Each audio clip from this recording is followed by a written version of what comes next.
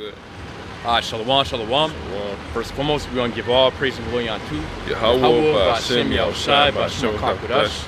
Double honors unto the elders of Boss Great Millstone, the elders Great Millstone, and of course, peace and blessings under the hopeful elect, the sincere servants of Yahweh, Ba'ashem, Yahushai, serving him in truth and sincerity. Yeah, so of course, coming out here in Babylon Great again, if you can start me off with, of course, preaching the word. If you can start me off with, real quick,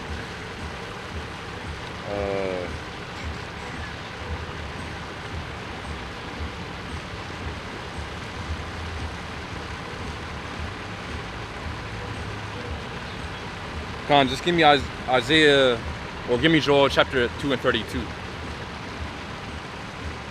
Because hey, we understand, last week, we were just going into the name of the Lord, how pretty much important it is. It's very important to have the true name of the Lord. And what the brother's about to read it, how important that name is. So you got it. This is the book of Joel 2 and 32. It says, "And it shall come to pass that whosoever shall call on the name of the Lord shall be delivered. For in Mount Zion and in Jerusalem shall be deliverance, as the Lord hath said, and in the remnant whom the Lord shall call." Yeah, exactly. So what did that? So I can read again. Joel 2 and 32. "And it shall come to pass that whosoever shall call on the name of the Lord shall be delivered. For in Mount Zion." So it said the name of the Lord. And as we know, Lord, He doesn't have many names. The Lord only has one true name. So you can't call upon the name of the Lord with just any other name. No, again, you have to refer to the Lord with His one and only true name. Go ahead and get we'll finish that, and then you can get Acts chapter 4 and 12 right after. Yep. It's Joel 2 and 32, "And it shall come to pass that whosoever shall call on the name of the Lord shall be delivered. For in Mount Zion and in Jerusalem shall be deliverance, as the Lord hath said, and in the remnant whom the Lord shall call." Exactly. And yeah, and also said what the remnant, because we know how the Lord has chosen only the remnant of the nation of Israel. The Lord didn't choose all of Israel, and the Lord definitely didn't choose all nations. He only chose His people. But more specifically, only the elect of the nation of Israel will receive salvation. Only the remnant will receive salvation. So you got Acts chapter 4 and 12. This is the book of Acts chapter 4 and 12. "Neither is there salvation in any other, for there is none other name under heaven given among men whereby we must be saved." Yeah, so there's none other name. Yeah, so there's none other name. There's only one name given among men. So, and again, we know, of course, Proverbs chapter 30, we brought that out last week too. What is this? What is his name? What is his son's name if thou canst tell? And, it's clear what the name of the Lord is. When you go into the Paleo Hebrew, because, you're going to have to apply logic. Obviously, the original Bible is written in the Hebrew tongue, the Paleo, or of course, the Hebrew tongue. And the Israelites were speaking Paleo Hebrew. So when you go into the scriptures, you'll see the 4-letter word for the name of the Lord. Whenever you see Lord in all caps or God in all caps, that means that within the original text the name of the Lord was there. And the name of the Lord is Yahweh. And then when you go into, of course, the name of His Son, it's Yahushai, according to ancient Paleo Hebrew. And of course we know Yahushai had the same name as Joshua. Joshua, when you go into the Hebrew text, it's as well Yahushai, which the Heavenly Father's name means, of course, what the Heavenly Father's name, His name is Yahweh, and it means He exists or He is. And His Son's name is Yahushai, which means He delivers or He delivers or He saves. That's what it means. So again, the names were important. So, got a precept?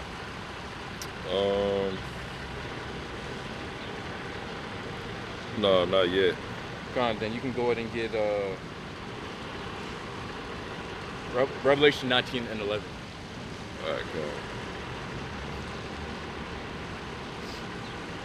So yeah, you can't call upon any name Yeshua, Jesus, that's definitely not his name, because the letter J didn't exist until 1524. You know, the letter J is a new invention that definitely didn't exist 2,000 years ago. Also, English didn't exist back then. 2,000 years ago, English wasn't being spoken back then. And again, you know, the name Jesus goes back on the Greek name Jesus, which means, it's obviously what? It's a Greek name. So what? 2,000 years ago, and plus, you know, when the Lord was born, you know, again, well, he had Hebrew parents. The angel was speaking on to Joseph and Mary in the Hebrew tongue. He wasn't speaking on to him in Greek. So how would Yahushua's name be Jesus? Yep. So this is Revelation 19 and 11. And I saw heaven open, and behold, a white horse, and he that sat upon him was called Faithful and True, and in righteousness he doth judge and make war. Yep, there you have it. And we already know what that white horse is symbolic onto the massive chariot that Yahushua will come back in. When you get 2nd Ezra chapter 13, it goes into how Yahushua's chariot was likened onto a mountain taken up from the earth.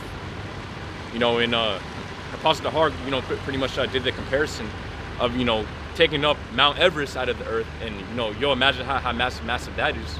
You know, you won't be able to see the ends of it. So Ezra was seeing the same thing. You know, again, he likened it onto a mountain because you couldn't see the ends of it. That's how massive Yahushua's chariot is. So when it goes into the white horse, that's symbolic onto the chariot that Yahushua will come back in. You know, there's other scriptures that go into pretty much Yahushua's, you know, chariot being like onto a cloud.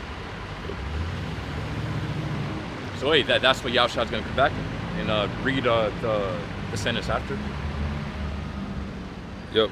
The next verse or the or actually just read again. Revelation 19 and 11. And I saw heaven open, and behold, a white horse, and he that sat upon him was called Faithful and True, and in righteousness he doth judge and make war. Make war. So in righteousness he doth judge and make war. So what? And you know, we were going into last week about how Yahushua's coming back to make peace. When I go ahead and get the word for peace real quick within the Hebrew. So let me get real quick.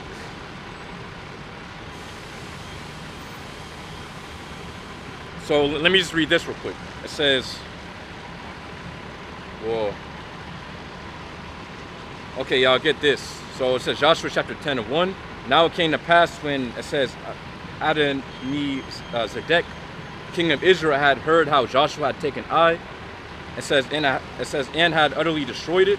It says as he had done to Jericho and her king, so he had done it to Ai and her king. It says and how the inhabitants of Gibeon had made peace for Israel were among them. Yeah, so the key point where I want to get is, you know, the word for peace within the Hebrew. So the Hebrew word is shalom, of course, which means to make peace with. So also, you know, within the scriptures, you know, for the definition, it goes into what? To make whole, good, restore, make compensation. It says to make good, pay, to requite, recompense, to reward. So what Yahushua ultimately, you know, recompense, you know, make a recompense with somebody is a form of making peace, you know, making a recompense. Yeah, so it says to be repaid, to be requited. Yeah, and there you have it. It says to make amends. So Yahushua is coming back to make amends. Yahushua is coming back to make peace. And, you know, making peace isn't trying to find a common ground with Esau and trying to unite all nations. No, making peace is repaying Esau and the heathen for all the, or, you know, of course, and the rest of the heathen, you know, for the thing that they've done. So what Yahushua is coming back to make peace by repaying, you know, again, everybody pretty much, you know, for their iniquities. Of course, you know, the elect, even though, you know, the elect have sinned, what they're covered under the blood of Yahushua, the elect of the nation of Israel. So what, the Lord's going to have mercy upon them, but for everybody else, what, they're going to catch that judgment from Yahweh B'Shem Yahushua.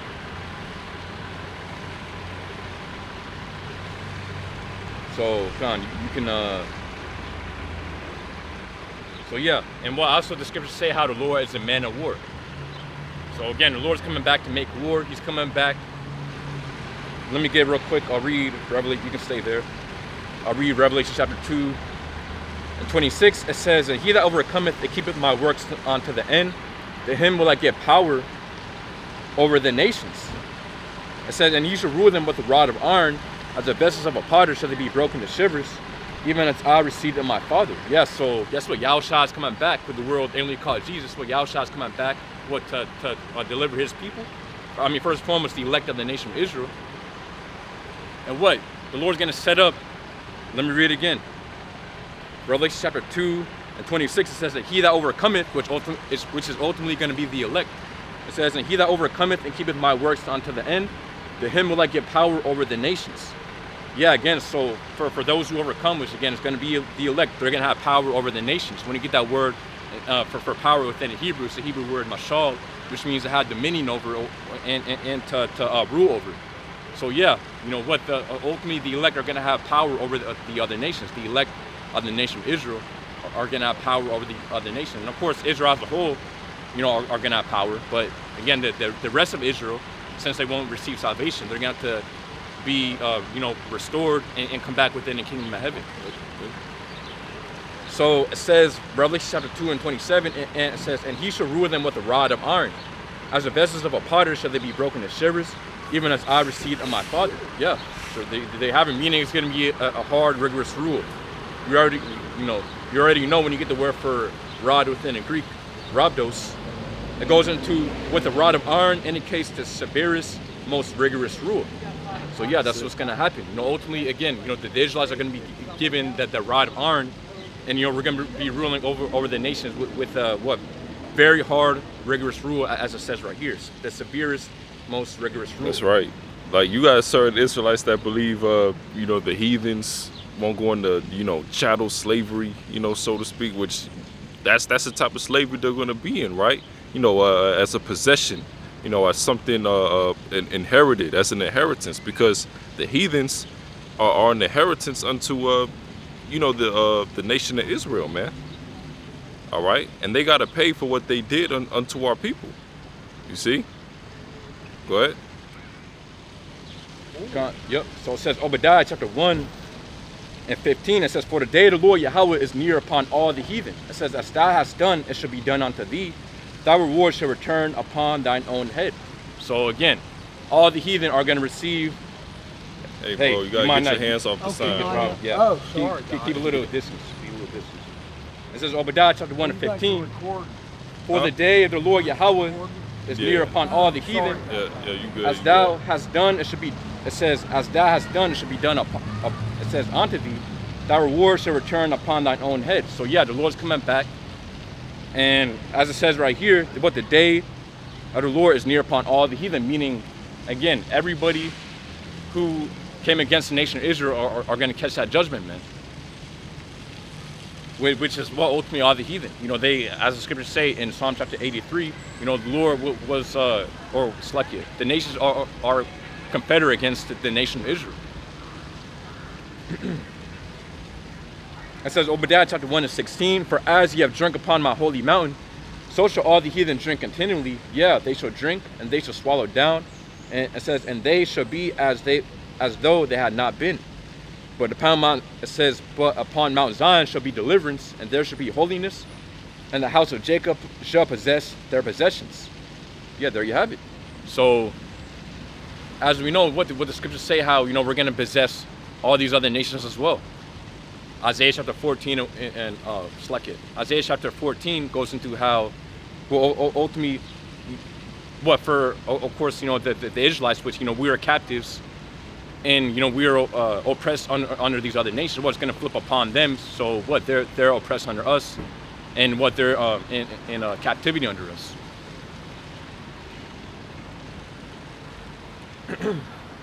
So it says Obadiah chapter 1 and 18, "And the house of Jacob should be a fire, and the house of Joseph a flame, and the house of Esau for stubble, and they shall kindle in them and devour them, and there shall not be any remaining of the house of Esau, for the Lord Yahweh has spoken." Yeah, again, you know, the Esau, you know, we know when you get to who Esau is, we already know what Esau was said to be at the top. You know, also what the scriptures say, how the earth has been given to the hands of the wicked. So what, you know how Esau Edom is a so-called white man. And of course, you know, it doesn't mean that all people with so-called white skin are automatically Edomites. Because, you know, there's been scattering. You're going to have our people, you know, coming, you know, as well, you know, with appearance, you know, looking like an Edomite. Yep. But it doesn't matter. I mean, but, you know, just because you have that skin complexion, it doesn't mean you're automatically, you know, of Esau. Again, you know, we go by the Spirit. Ultimately, if you're able to receive this word and, you know, you're able to believe it in 100% truth and sincerity, then hey, that means that you are an Israelite. Because no heathen has that capability to ultimately, you know, to believe on the truth and to come back onto the truth. Yep. Yep. Yeah. And also what the scriptures say, how the Lord has set up the nation of Israel over all other nations. The Lord has made us a holy people over all other nations. Meaning what? You know, we have certain character, or I mean, we have, you know, what? Again, we're Israelites. That's why, you know, the so-called blacks, Latin Americans, and Latinos are at the top. You know, when you look at sports, entertainment, you know, even inventions. Hey, a lot of the inventions originally came from us, but Esau ultimately, you know, took our invention. He put a patent on it. You know what he's doing? He's just you know, making innovations. Yeah. But you know, we are the original inventors. Yeah. And like the brother was going into being holy, you know, that's you know, that's of course one of the reasons we were given the law of as opposed to any other heathen nation, right? You know, to have that separation, you know, and not to be doing, you know, because you know, us having these certain laws, statutes, and commandments, you know, that separates us. We're not going to be doing the things that these different heathen nations are doing, right? You know, it's specifically centered around us being a holy people unto the Lord, you know. I got a precept too. Go ahead. This Revelation 13:10. It says, "He that leadeth into captivity shall go into captivity. He that killeth with the sword must be killed with the sword. Here is the patience and the faith of the saints." Yeah, exactly. So he that leadeth into captivity shall go into captivity. So yeah, those who put us into captivity, they're going into captivity as well. And what the scriptures say, how, you know, the Israelites will, you know, once this final, you know, which, you know, currently now, of course, you know, we're in the final kingdom right now. You know, we're in the last kingdom before, you know, again, the kingdom of heaven. You know, so this is Esau's last rulership. This is the heathen's last rulership. So ultimately, for those who put us in the captivity, they're going into captivity perpetually. Yep. You know why? Because they're ultimately the heathen are going to be forever in subjection under the Israelites forever. You know, once we're changed, and of course, you know, we receive the perfect bodies, because you know what that's promised unto the Israelites. You know, we're going to be given a heart of flesh, which is having, you know, a renewed mind, which is going to give us, you know, again, it's going to make us perfect. Of course, you know. Well, we're going to be 100% sin-free, meaning, you know, we're never going to go off again. So that means we're going to be perfect. And with perfection comes immortality. That's right. All right, that's cool. So and what it says also, it says, here is the patience and the faith of the saints. So literally, this is what the saints are waiting for, man. You know, when you go into the New Testament, of course, you know, Slaki. Yeah. Well, let me go ahead and get it real quick. So it says, Matthew,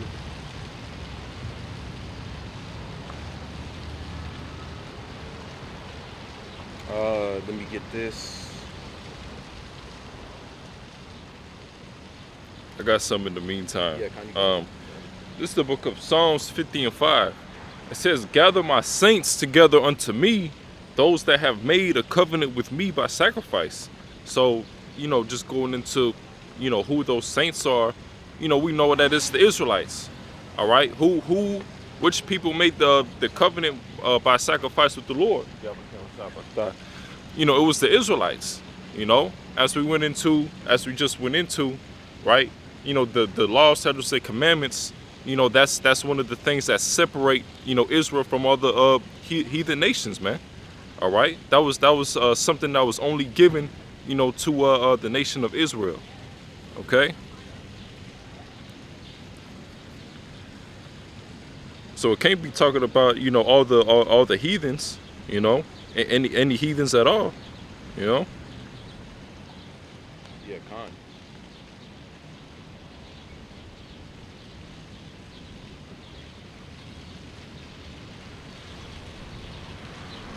Yeah, and again, you know, ultimately, you know, the disciples were asking Yahushua when the kingdom will come, and you know, showing you that what they're in the spirit, waiting for that the full promise to take place, which again, you know, Jacob having rule over the other nations, you know, us being at the top and us, you know, the kingdom of heaven being established. That's what they're ultimately waiting for, man. So what it says, what here's the patience and the faith of the saints. So you know that's what we're waiting for too. You know, we're waiting for, you know, our enemies to be under us, and ultimately we're waiting for the Lord to do that, because, you know what, we have to wait upon Yahweh Bashmi Al-Shai, you know, to put us on top, and you know, and to desolate the other nations. Yep. Yeah, we can read Revelation 2:26. Well, yeah, I already read that. Yeah, kind. Well, if you wanted to get it again. Yeah, you got it. Revelation 2:26, and he that overcometh and keepeth my works unto the end, to him will I give power over the nations. And he shall rule them with a rod of iron, as the vessels of a potter shall they be broken to shivers, even as I received of my Father. Yeah, so again, that's promise unto them who that overcome. So this proves that, again, there's not going to be, Yahushua is not coming back to unite all nations. Again, he's coming back to deliver his people. First and foremost, on with the elect of the nation of Israel. Or of course, only the elect will receive salvation on this side. So what, for those who overcome, they're going to be granted that promise, which is going to be ruling over the other nations. Again, that's one of the promises promised. Yep. I got another precept. This is Baruch 4:25. It says, my children, suffer patiently the wrath that has come upon you from Yahweh. For thine enemy hath persecuted thee, but shortly thou shalt see his destruction and shalt tread upon his neck. Yeah, ultimately that's where, you know, so what we're in the state right now where, you know, we're being oppressed. So what, you know, we're suffering the wrath of Yahweh Bashmi Ashai, because ultimately, you know, we didn't just come here for no reason. This is our punishment. The Lord put us here for a reason, because of our disobedience, and because, you know, we turn from following Him. So of course, what happened? What the Lord put us in a downtrodden state, and what we're oppressed right now. But you know, we're suffering patiently. You know, of course, for us brothers and sisters out there within the truth, serving Yahweh Bashmi Al-Shai. Of course, well, you know, we're waiting patiently for, of course, Yahushua to come back. Well, of course, you know, we're waiting patiently. You know, we're not just sitting back. We're actually doing what Yahushua told us to do while we wait. Because, you know, just like how somebody leaves, you know, I don't know, your boss leaves and he expects you to do something. You know, he just doesn't leave, and then you know, you're just doing whatever. Ultimately, what we're in the same spirit. You know, we're doing what the Lord said to do while He's gone, and then when He comes back, you know, he's going to look for those who have been doing His will. Verse 26, my delicate ones have gone rough ways, and were taken away as a flock caught of the enemies. Verse 27, be of good comfort, O my children, and cry unto Yahweh, for ye shall be remembered of Him that brought these plagues upon you. For it was your mind to go astray from Yahweh, so being returned, seek Him 10 times more. Yeah, so that's what we're doing, you know.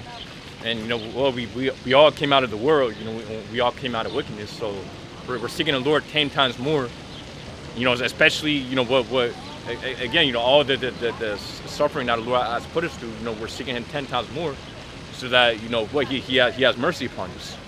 That's right. That's why you come into this thing, and you know, you got to take it serious, all right? And you can't be proud, all right? And you got to have faith, man, all right? Seeking the Lord 10 times more, you know, that requires faith. That requires overcoming. You know, that requires, you know, endurance, all right?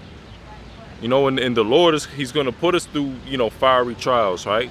Trials and tribulations. All right.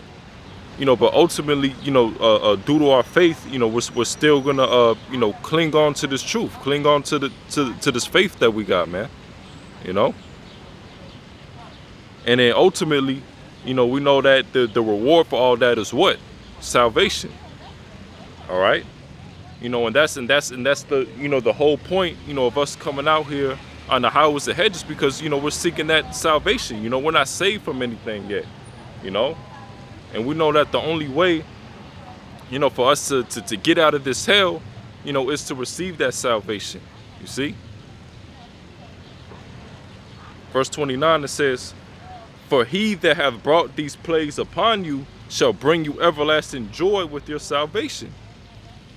You know? Yeah, Khan.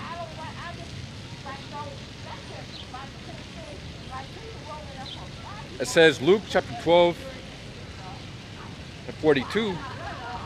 It says, "And the Lord said, Who then is that faithful and wise steward, whom his Lord shall make ruler over his household, to give them their portion of meat in due season? Blessed is that servant, whom his Lord, when he cometh, shall find so doing. It says, Of a truth I say unto you, that he will make him a ruler over all that he hath." Yeah. So ultimately, the inheritance that the Heavenly Father has given onto his son Yahweh, I just like it, onto his son Yahushua. So what? Ultimately, the inheritance that the Heavenly Father Yahweh has given onto his son Yahushua. You know what? Ultimately, Yahushua is going to give down to his servants through inheritance. Read again. It says Luke chapter 12 and 44. It says, "Of a truth I say unto you, that he will make him ruler over all that he hath." It says verse 45. But and if that servant say in his heart, My Lord delayeth his coming, and shall begin to beat the men, servants, and maidens, and to eat and drink, and to be drunken, the Lord of that servant will come in a day when he looketh not for him, and at an hour when he is not aware, and will cut him in asunder, and will appoint him, it says, and will appoint him his portion with the unbelievers. Yeah, ultimately, you know, we don't want to be in that spirit. You know, again, you know, not doing what we're supposed to be doing. Or else, what? Once Yahushua is going to come back, he's going to, again, because Yahushua, he's coming back unaware. He's coming back when you least expect it. Ultimately, you know, of course, we have the signs. We know that we are at the end. But the scriptures say how, you know, we don't know the day nor hour. So we're supposed to constantly be occupied, of course, within this ministry. Daniel 8:21, Matthew 25 and 32. God. Talks about the goats, sheep and the goat. So the goat is the Edomites, represent the Edomites. And the rest of Israel that don't make it in the book of Matthew. The goat in Daniel represents the Edomites. And the goat specifically represents Alexander the Great. He's the first king that would reign over Greece, united. Before then it was broken up into different city-states. Read Daniel. Yeah, this is the book of Daniel 8 and 21. It says, "And the rough goat is the king of Grecia, and the great horn that is between his eyes is the first king. Now that being broken, whereas 4 stood up for it, 4 kingdoms shall stand up out of the nation, but not in his power." Go to Matthew. God, Matthew, Slucky, you said 20. 25, 32. God, it says Matthew chapter 25 and 32. God, yes, it's like it says Matthew chapter 25 and 32. It says, "And before him shall be gathered all nations, and he shall separate them one from another, as a shepherd divided his sheep from the goats." It says, "And he shall set the sheep on his right hand, but the goats on the left. Then the king," it says, "Then shall the king say unto them on his right hand, Come, ye blessed of my Father, inherit the kingdom prepared for you from the foundation of the world. It says, for I was an hungered, and he gave me meat. I was thirsty, and he gave me drink. I was a stranger, and you took me in. naked and ye clothed me. I was sick and ye visited me. I was in prison and ye came unto me. Then shall the righteous answer him, saying, Lord, when saw we thee in hungry and fed thee, or thirsty and gave thee drink? It says, when saw we thee a stranger and took thee in, or naked and clothed thee? Or when saw we thee sick or in prison and came unto thee? It says, verse 40, and then the king shall answer and say unto them, verily I say unto you, inasmuch as ye have done it unto one of the least of these my brethren, ye have done it unto me. Go back to Daniel.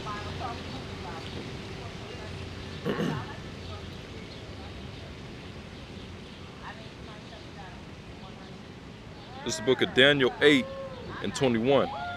It says, and the rough goat is the king of Grecia, and the great horn that is between his eyes is the first king. Yeah, so the goats are specifically referring to the Edomites. All right? The Edomites are with their words of power. All right? The Edomites are whether they were Macedonians. And before they were Macedonians, they were Edomites. But they changed their name several times. All right? So the goat represents the so-called white man. All right? He's the first king, or Alexander the Great specifically, was the first king that united Greece. All right? And that was through military defeat of the different Japhites and Israelites that was controlling Greece at the time. All right, so read it again. Daniel 8 and 21. And the rough goat is the king of Grecia, and the great horn that is between his eyes is the first king. All right, back to Matthew. God, it says Matthew chapter 25 and 41. It says, then shall you say. 32. God, select it. It says Matthew chapter 25 and 32 says, and before him shall be gathered all nations, and you shall separate them one from another, as a shepherd divideth his sheep from the goats. Yeah, so it's two separate people. All right, they're not the same people. They're not just the same people that some didn't make it. No, it's Israelites, and you have actual heathens. Then you have a mingling of Israelites amongst the goats. All right, the goats are the ones that's not going to make it. All right, and that's everybody else that's here in America, Babylon, America. That's going to die by the hellfire. All right, they'll be in the goat section, and the sheep are going to be of the elect. The elect, and the only people that are of the elect are the Israelites. All right. In Psalms 149. Read that again. Matthew 25 and 32. It says, and before him shall be gathered all nations, and he shall separate them one from another, as a shepherd divideth his sheep from the goats. Look up divide. So the Greek word for divide is, it says aporizo, which means to mark off from others by boundaries, to limit, to separate. So there's a boundary. Okay, that's something they cannot enter in. Okay, they cannot enter in no matter what you do. They cannot enter in. It is impossible for an Israelite to become a heathen, an actual heathen, and a heathen to become an actual Israelite. It's not possible. All right. Read it again. Gone. It says to mark off from others by boundaries, to limit, to separate. It says in a bad sense to exclude as disreputable. It also says in a good sense to They're excluded. Okay. Ain't no damn good sense in this respect. All right, read that. Read what I told you to get. Psalms 149. Psalms 149. Luke 16 and 20. Yep. Psalms 149 and 1. It says, praise ye the Lord. Sing unto the Lord a new song, and his praise in the congregation of the saints. Let Israel rejoice in him that made him. Let the children of Zion be joyful in their king. Let them praise his name in the dance. Let them sing praises unto him with the timbrel and harp. For the Lord taketh pleasure in his people. He will beautify the meek with salvation. Verse 5. Let the saints be joyful in glory. Let them sing aloud upon their beds.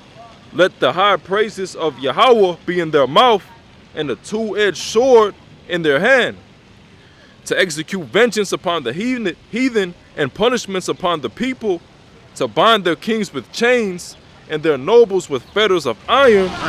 This is a prophecy. All right. What? Yep. Verse 9. To execute upon them judgment written, this honor have all his saints, praise ye the Lord. Yeah, so there's a difference between the Israelite and the actual heathen.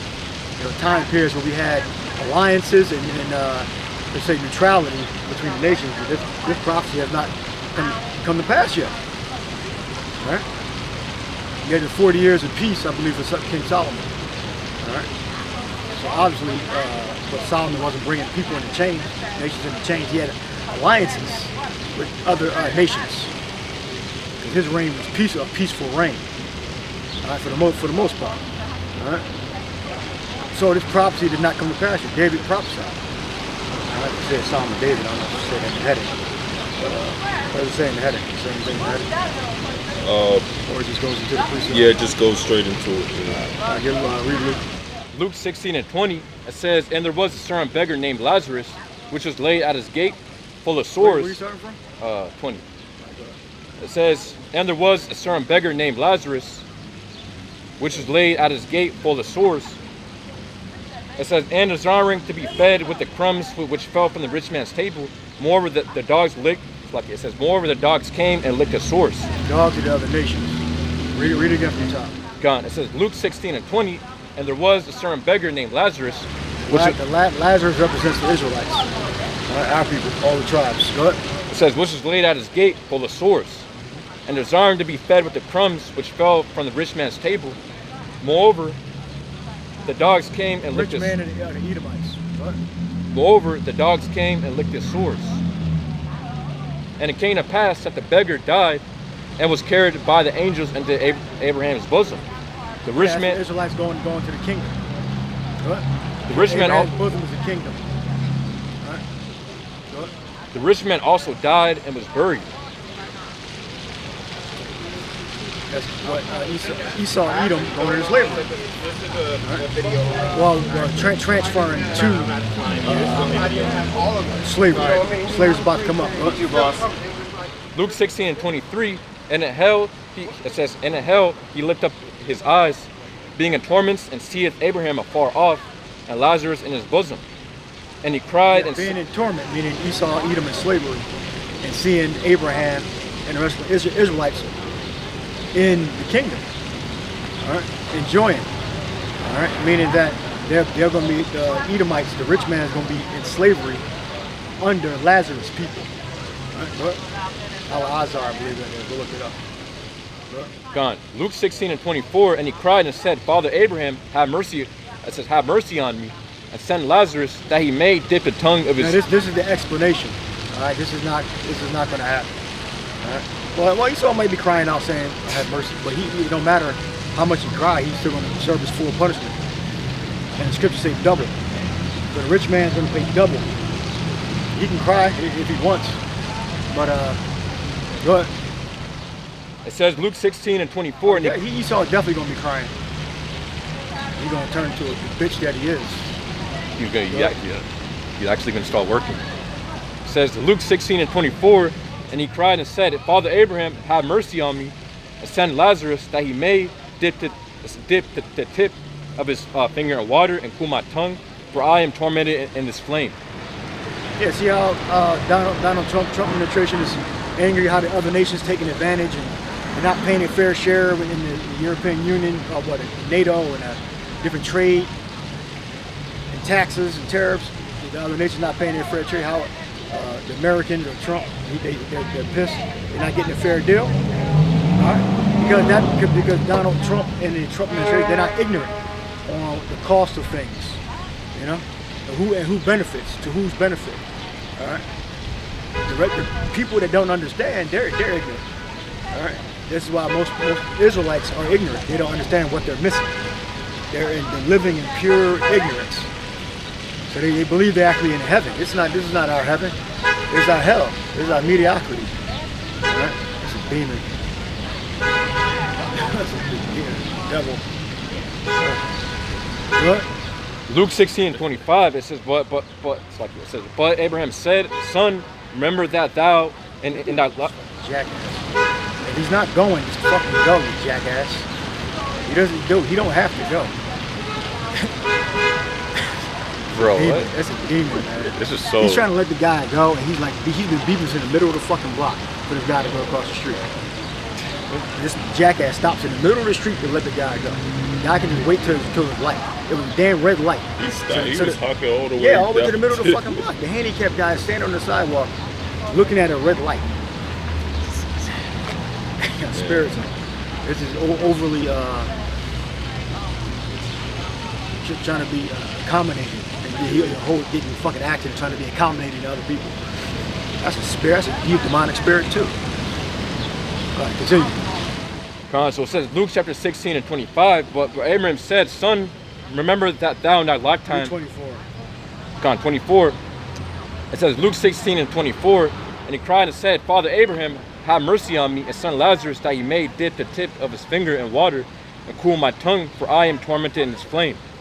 But Abraham said, "Son, remember that thou in thy lifetime." Yeah, when you watch all the slave movies, you see whether they're fictitious renditions of what may have happened or not. It's not irrelevant. But you have stories, of Israelites begging other Israelites to have mercy on a slave before he get whipped. You keep whipping him like this, end up killing him. That's how Esau's gonna be. Esau's gonna be begging. He been whipped 4 times. He been put in a hot box. You gonna kill him. Why don't you want him to work? Esau gonna be the new N-words. Esau gonna be begging for mercy. He's gonna have his hands down on his knees. Then they're gonna get whipped in his face and his back. All of that. That's the punishment that the Edomites are gonna receive in slavery. But It says Luke 16 and 25. But Abraham said, "Son, remember that thou in thy lifetime receivest thy good things, and likewise Lazarus evil things. But now he is comforted, and thou art tormented. And beside all this, between now thou art tormented." All right, so Edom is going to be in slavery.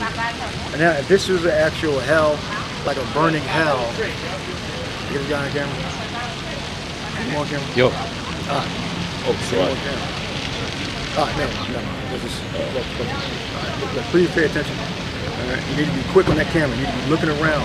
While you look at the camera, being self-aware of what's going on around you and the camera at the same time. All right, you should be watching my back. I'm watching your back. Don't be focused on the camera. Don't be focused just on people. Be focused on everything. That's up to 24. So it says Luke chapter 16 and 24. It says, "And he cried and said, Father Abraham, have mercy on me, and son Lazarus, that he may dip the tip of his finger in water and cool my tongue, for I am tormented in this flame." It says Luke 16. It's not burning in hell forever. Okay? The torment he's going through is the first. You got the nuclear destruction. That's going to happen first.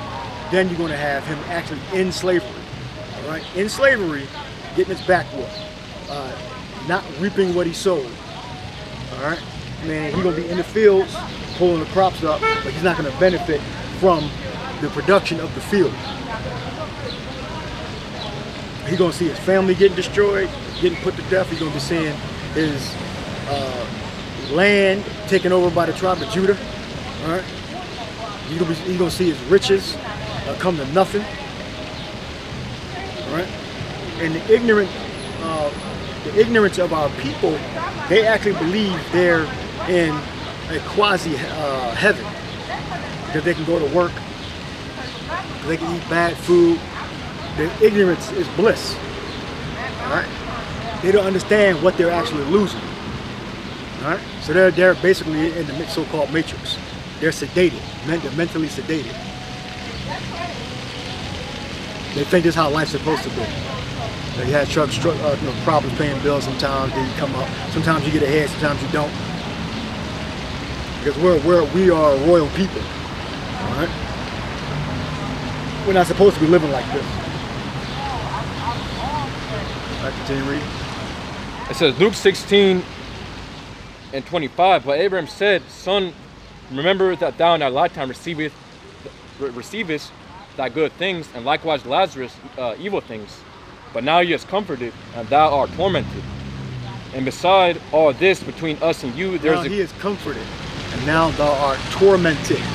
All All right, it means you're going to be in slavery, suffering. All right, you can look up torment. It don't mean burning hellfire. That's not what it means. It means it could be meaning a storm. Okay, when you're in the midst of a storm, you're being tormented. All right, that's how Esau going to be in a state of a constant storm. All right, or a torrent. Torment, a torrent, all right? That means a lot of something, a heavy stream of water rushing you, or a heavy stream of something constantly rushing you. There you go. So the Greek word for tormented is odonao. It says to cause intense pain, to be in anguish. It says to torment or distress oneself. It says to grieve, sorrow. Right. It don't mean you in a burning damn fire, actual fire, burning and getting your body torn apart. It don't mean that. All right. It's the same experience you would be if you were on a boat and a storm was tormenting the boat. All right. Rocking the boat back and forth. You sliding across. You hitting a piece of wood that just turned into a damn steak. You get cut. All right. Then you get rocked, thrown on the other side of the ship. All right. Then it kind of studies out a little bit. And then the boat starts rocking and it thunders and the waves are roaring. And you're in great fear and pain. And you don't know what's going to happen next. That's torment. And that's the pain and suffering Esau is going to be in the kingdom. All right. This is about Esau and Edom. Esau and Jacob. Jacob and Esau. All right. Jacob's going to be in heaven. Esau is going to be in torment. The rest of the nation is going to be in torment too. But Esau is going to get it the worst, right? Continue. It says Luke chapter 16 and 26. 25. 25.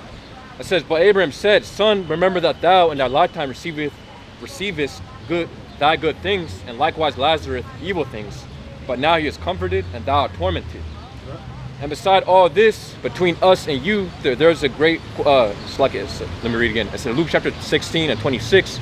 And beside all this, between us and you, there's a great goal fixed, so that they which will not pass, it says, so that they which will pass from hence to you cannot, neither can they pass to us that would come from thence. Yeah, so Esau and Edom, Jacob and Esau are going to be in the kingdom of heaven together, but we're going to live two different lives.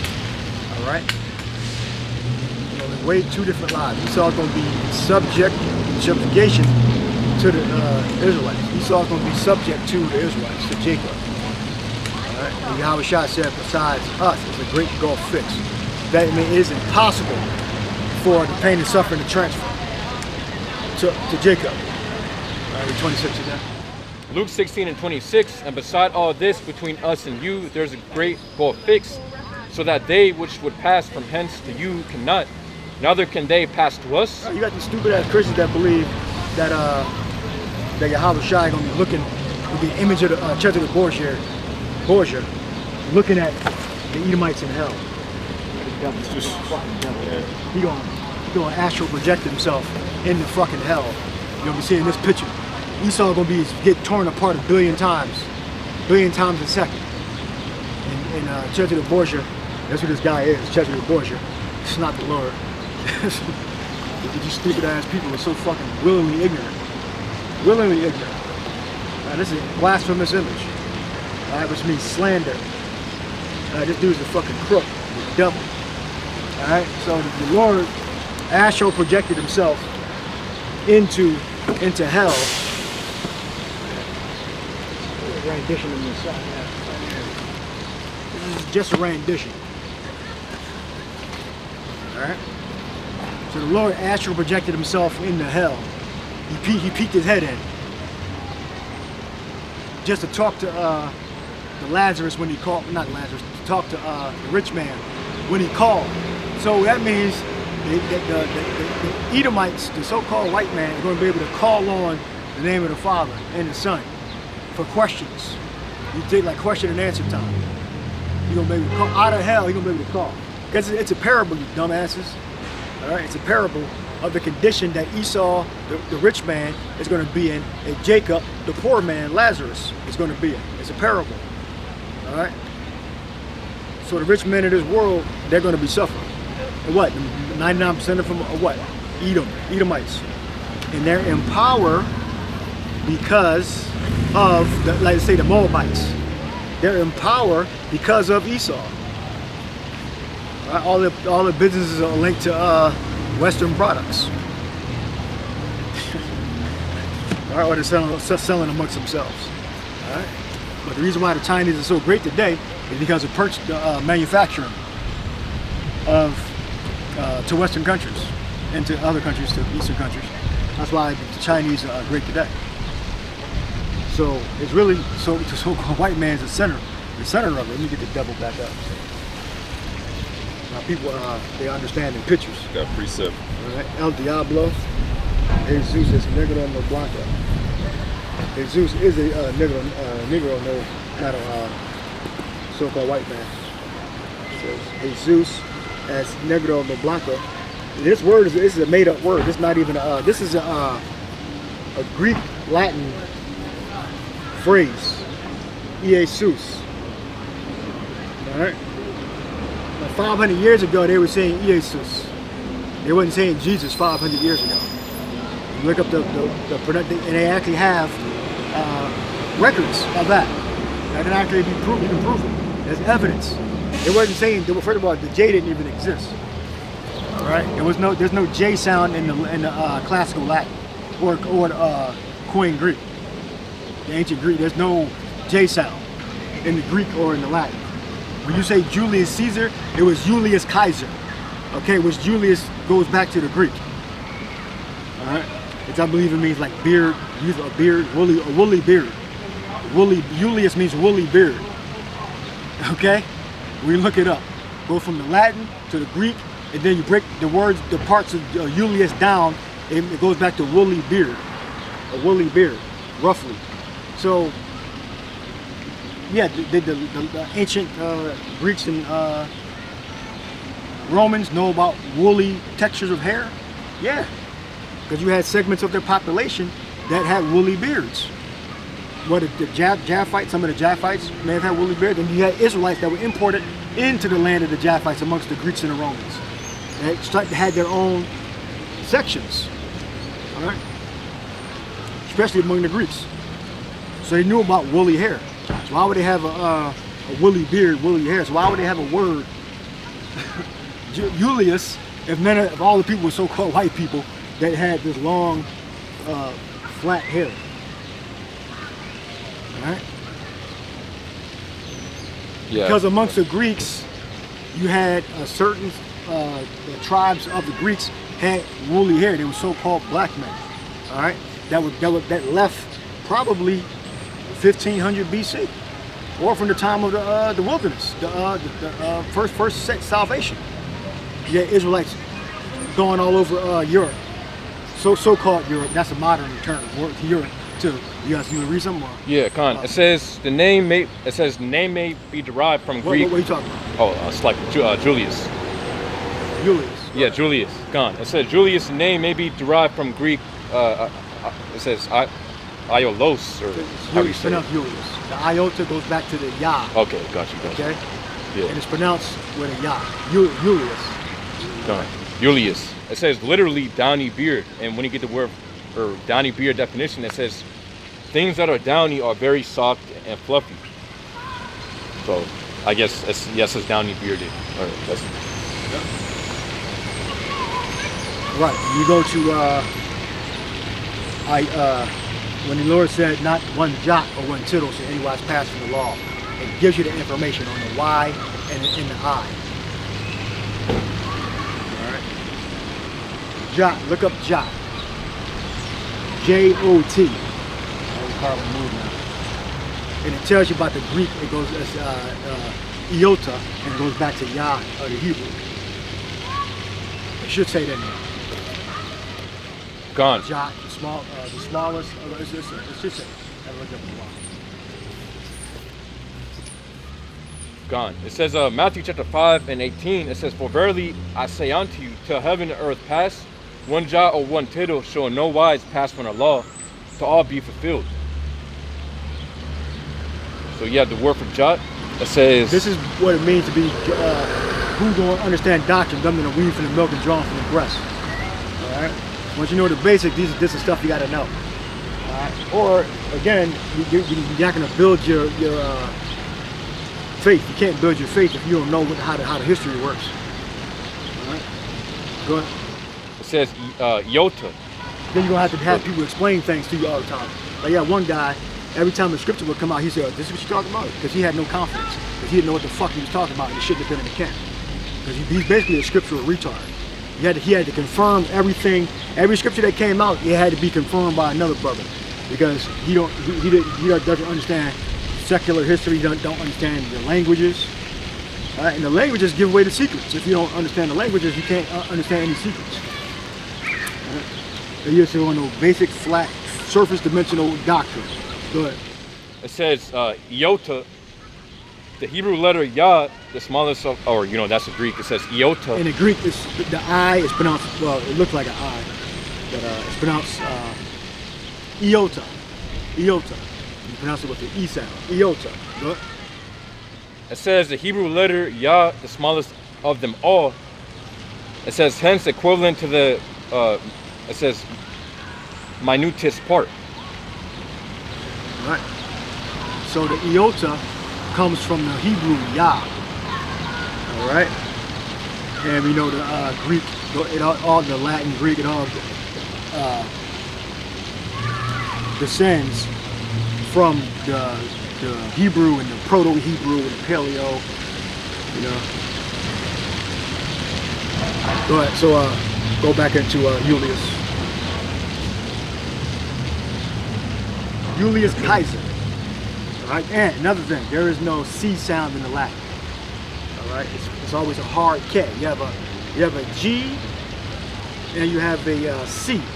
You have G, J. The J would be the soft G, and the hard G will be G, as in get. All right. Then you have the C, but there's no soft C in the ancient Greek and Latin. There's only the hard C and hard J, which would be hard. There's no hard C. As a matter of fact, look it up. Look up hard C, soft G. Hard C, soft. Hard C, hard G. Ancient Greek, ancient Latin. Gone. So, and it's soft equivalent to both of them. It says, so in classical Latin, it says the letters C and G were always pronounced with a hard sound. C and G are always pronounced with a hard sound. Say it again. Gone. It says in classical Latin, the letters C and G were always pronounced with a hard sound. Right, and this is why we need a letter alphabet board, so we can actually teach this on the spot. All right. So, and yeah, we can do it for Hebrew, Greek, and Latin. So put that together. All right, read it again. It says in classical Latin, the letters C and G were always pronounced with a hard sound, like the K in cat and the G in gate, respectively. So it's no C. It's always K. Kratos. Well, that's a capital. But yeah. It says, yeah, so continuing on, it says, it's like it says. Well, yeah, it says the concept of soft C and G is a feature of later developments in the Romance languages like French, Italian, Spanish, etc. And is not present in classical Latin. Right. So look up calendar, classical calendar. It's going to give you about the new moon, and you're going to see the kappa there. Well, no, you see how it's spelled. Calendar. Either spelled with an English C or English K. In the Latin.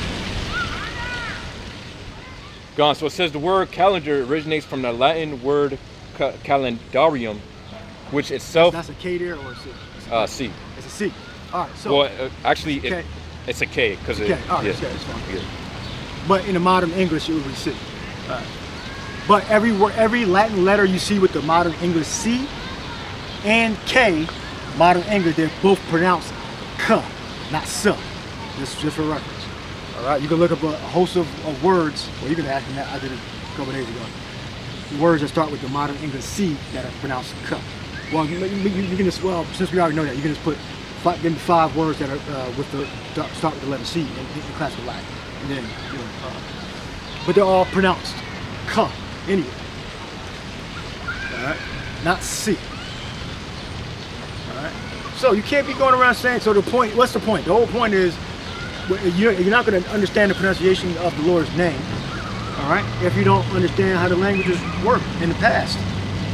Okay, you can't change the name of the Lord because of cultural or slang modern pronunciations. All right. Well, we were just going to read first, and then we can read the list of the 5 words with the English letter C, which is used to be all pronounced K, not S, like cat. All right. Good. It says the word calendar originates from the Latin word calendarium, which itself comes from calende, which has a K. Right, or kappa in the Greek, and K in the Latin, I guess. But It says the term for the first day of the month in the Roman calendar. the new moon, okay? The new moon, that's when the Sabbath comes in. The new first day of the month, new moon. All right, not the full moon is the new moon. New moon is the full moon. Okay, so that's also how you prove where the new moon is. All right, the first day of the month is the new moon. If you don't say that, just type it in. Yes, it says. All right, start over. So it says the word calendar originates from the Latin word calendarium, which itself comes from calende, or calends. It says the term for the first day of the month in the Roman calendar. So it says so it's continuing on. It says the Roman calendar was the day when the new moon was first called out and debts were settled. Debts were settled. New moon, but everybody except Nathaniel, Bishop Nathaniel. What are the other titles? Well, Bishop Nathaniel. If you got any other titles, just shout them out. He says that the new moon is the full moon, and the full moon is the new moon. Where the hell did he get that from? So I guess this is the wrong information, I guess. Got any more tidbits in here? Maybe we gotta work out, get our words up. Alright? Yeah, so what the hell is he talking about? Give me an appropriate scripture on the new moon. Give me something in the Apocrypha, maybe. I mean, continue with the words. So the examples of K, and it has the English letter C. It's pronounced with a K instead of a S.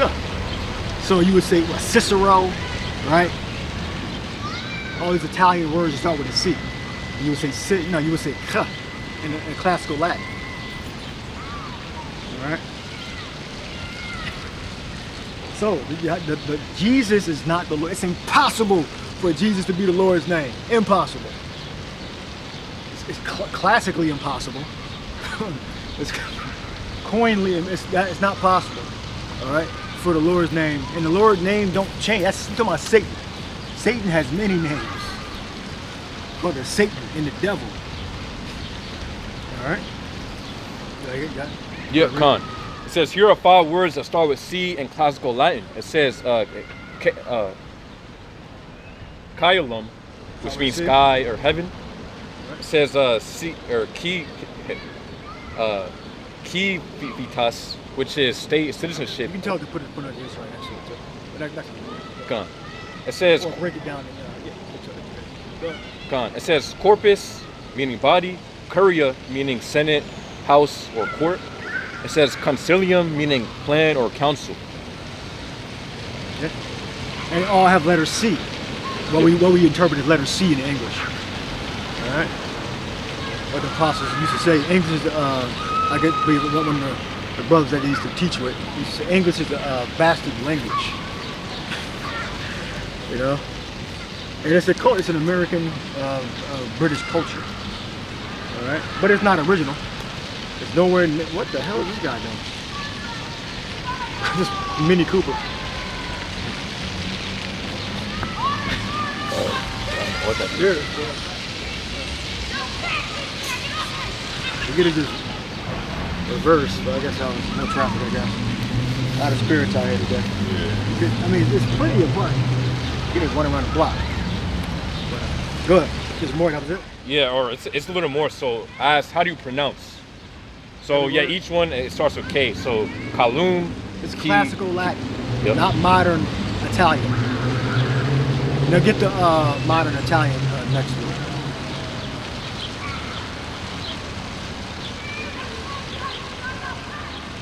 Equivalent word or whatever.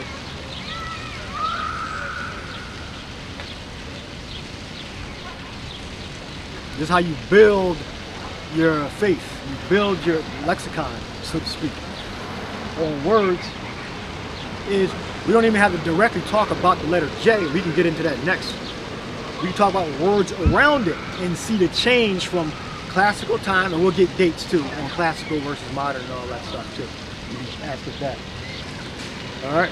So the differences are very clear. They're not ambiguous. Go ahead. Gone. So first, I got both classical Latin pronunciations, and I got the modern Italian equivalent as well as the pronunciation. Go ahead. So it says Kalum, which is sky or heaven. In modern Italian, that's cielo. That's how they would say it. Okay. It says next one is civitas, which means state citizenship. Civitas. All right. In modern Italian, it said civiltà. Civitas. Oh, that's a lot different. See how it changed? See the change? You read that word again. Gone. So it says Classical. civitas. No, go classical and then go modern. Yeah, gone. So it says for classical Latin pronunciation, civitas, for meaning state citizenship, and then the Italian it says civiltà. So chi versus chi. Yeah. Chi and then chi. Difference. Go ahead, next one. Next one it says corpus, which means body. Italian, it's corpo. Okay. That's pronunciation, the beginning, so to say. We're focusing on the beginning. Yes, yeah. Come. So it says so curia, meaning Senate House Court. Well, they're the same. So yeah, that one through. All right, so look up the J. What did you have? Yeah, I got Sirach 43 and start at 6. This Sirach 43 and 6. It says, he made the moon also to serve in her season for a declaration of times and a sign of the world. Verse 7. From the moon is the sign of feasts, a light that decreaseth in her perfection. I also have the GNT version as well. The light that decreases in her perfection. So it decreases and it increases. All right. You read it if you want. Yeah, so this is in the GNT, Sirach 43 and 7. It says, the moon determines the holy days. Its light grows full and then grows dim. The month is named after the moon, marvelous to watch as it grows fuller each night. A signal a signal light for the heavenly army shining out in the dome of the sky. So there you go. All right. And the beginning starts at night. All right. The beginning starts at night, so when it's dark. As it says in Genesis, it says in the evening and the morning were the first day. So the first day is going to start when it's dark, when the moon is dark. All right. So it's physically night. All right, and that's a reference to the moon being dark also. It's not directly, it's indirectly. All right. What do you got? Gone. So I have here's a table showing how classical Latin. It says consonantal I, later written as J, shifted in modern, and it's like it says shifted in modern Italian and English. So the first one Julius, which is pronounced, it says Julius in the Latin. So yeah, in the Italian, it's Giulio.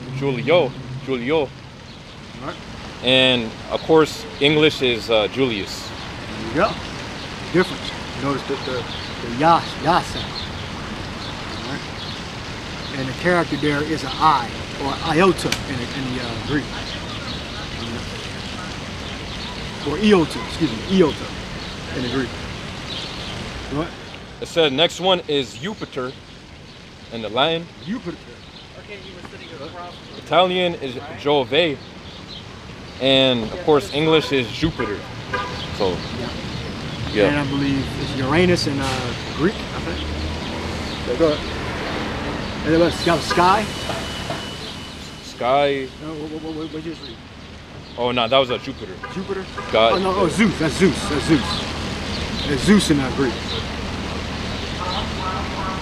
So go ahead. God. So next one is Jesus in the Latin. Italian is Gesù. And in English, of course, Jesus. Read that again. God. So it says in the classical Latin, Jesus.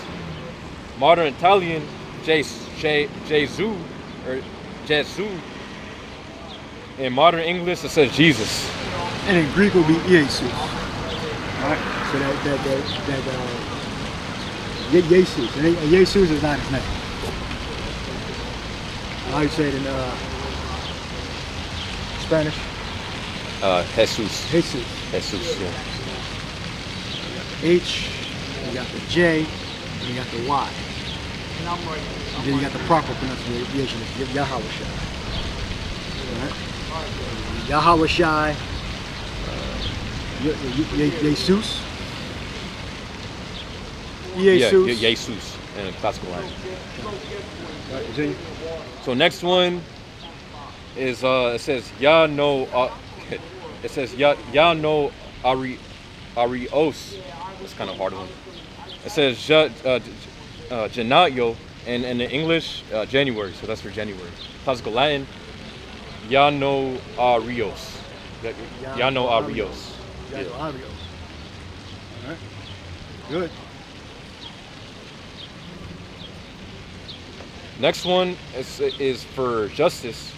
So in the Latin, you'll say jus or justi, or yes, justi dea, or dia, justi dia. That's kind of Justitia. What's that word? justice. Justice. Justitia. Classical Latin. Yeah, classical Latin. Justitia.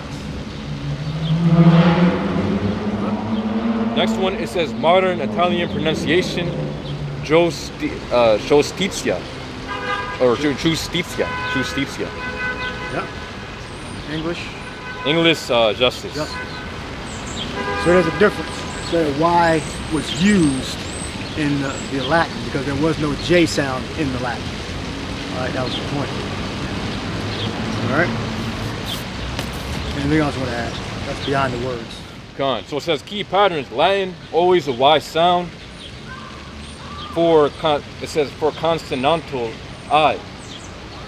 So yeah, Italian usually became G before vowels. Or yeah. So it says English. It's shifted to D3, which is the pronunciation J. But often kept Latin spelling with J. Now look up the composer Michael Giacchino. Focus on the last name. Classical Latin versus modern Latin. I believe it's pronounced Giacchino and modern. Go ahead.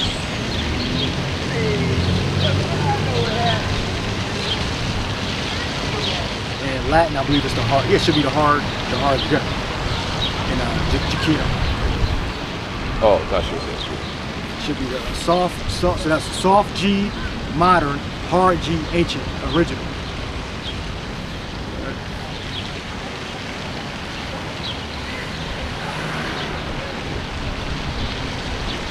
All right. So you can't. So why are you calling on the name of the Lord?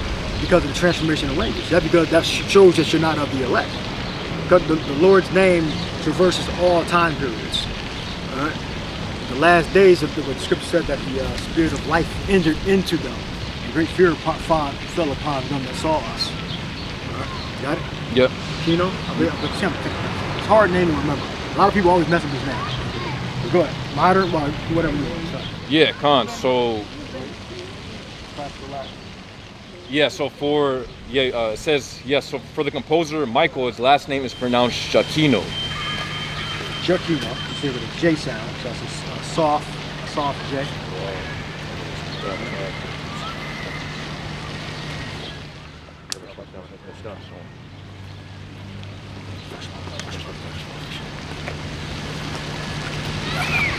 Alright, so if you're wondering what the name of the Lord's name, how do you pronounce the Lord's name? Definitely pronounce it with a Y.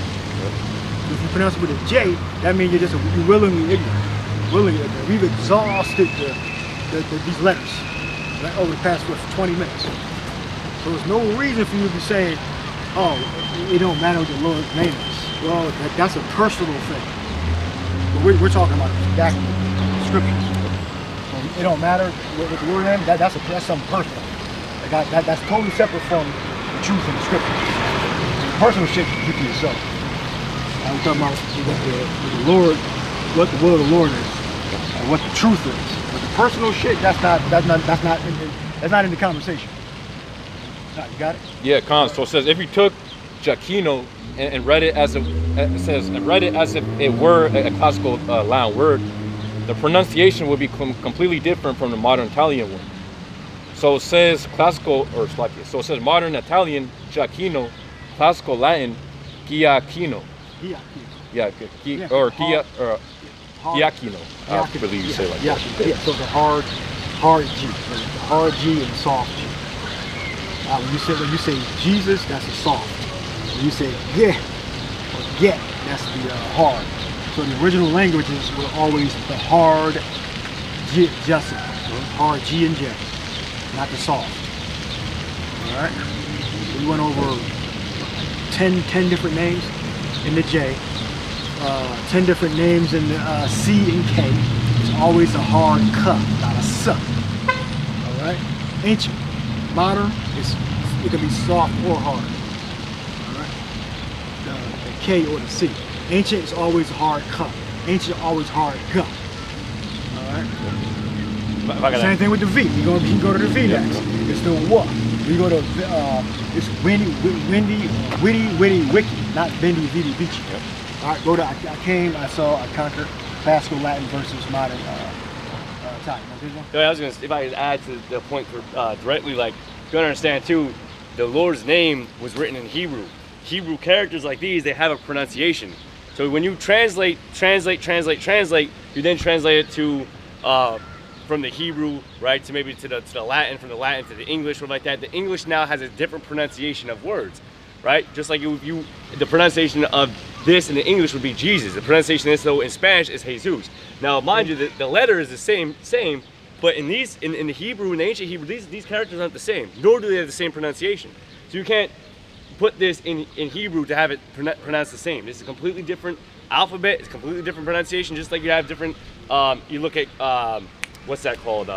Not Russian. What does the Russians speak? What's that language? Slavic language? So, yeah, like a Slavic language. Those characters are completely different. They have completely different pronunciations.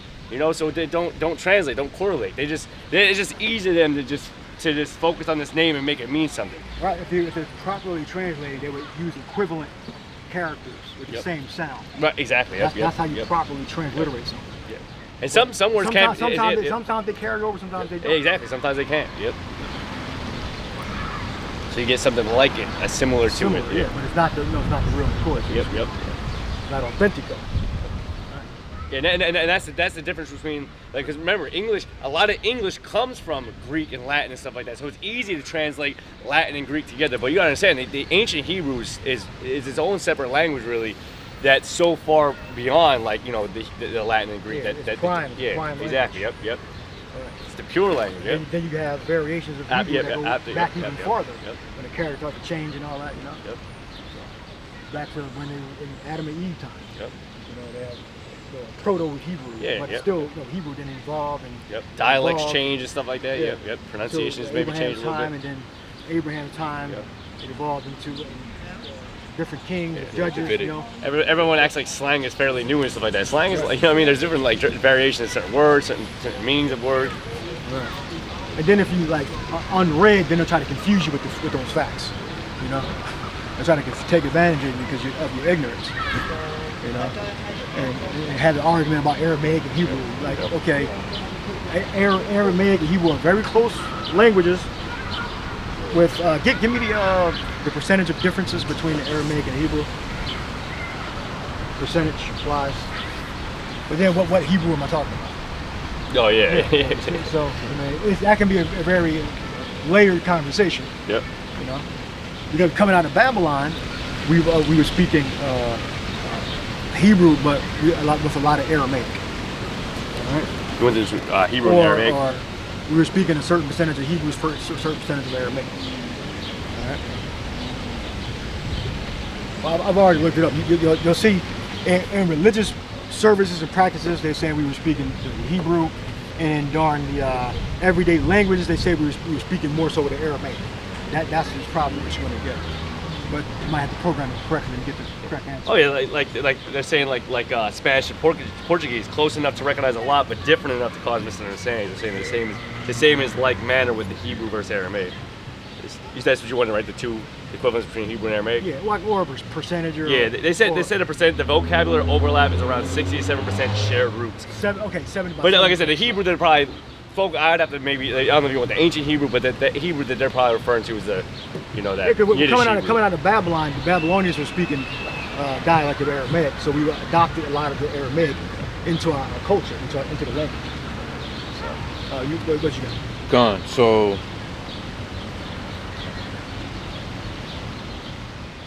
yeah. So yeah. I looked up biblical Hebrew versus biblical Aramaic.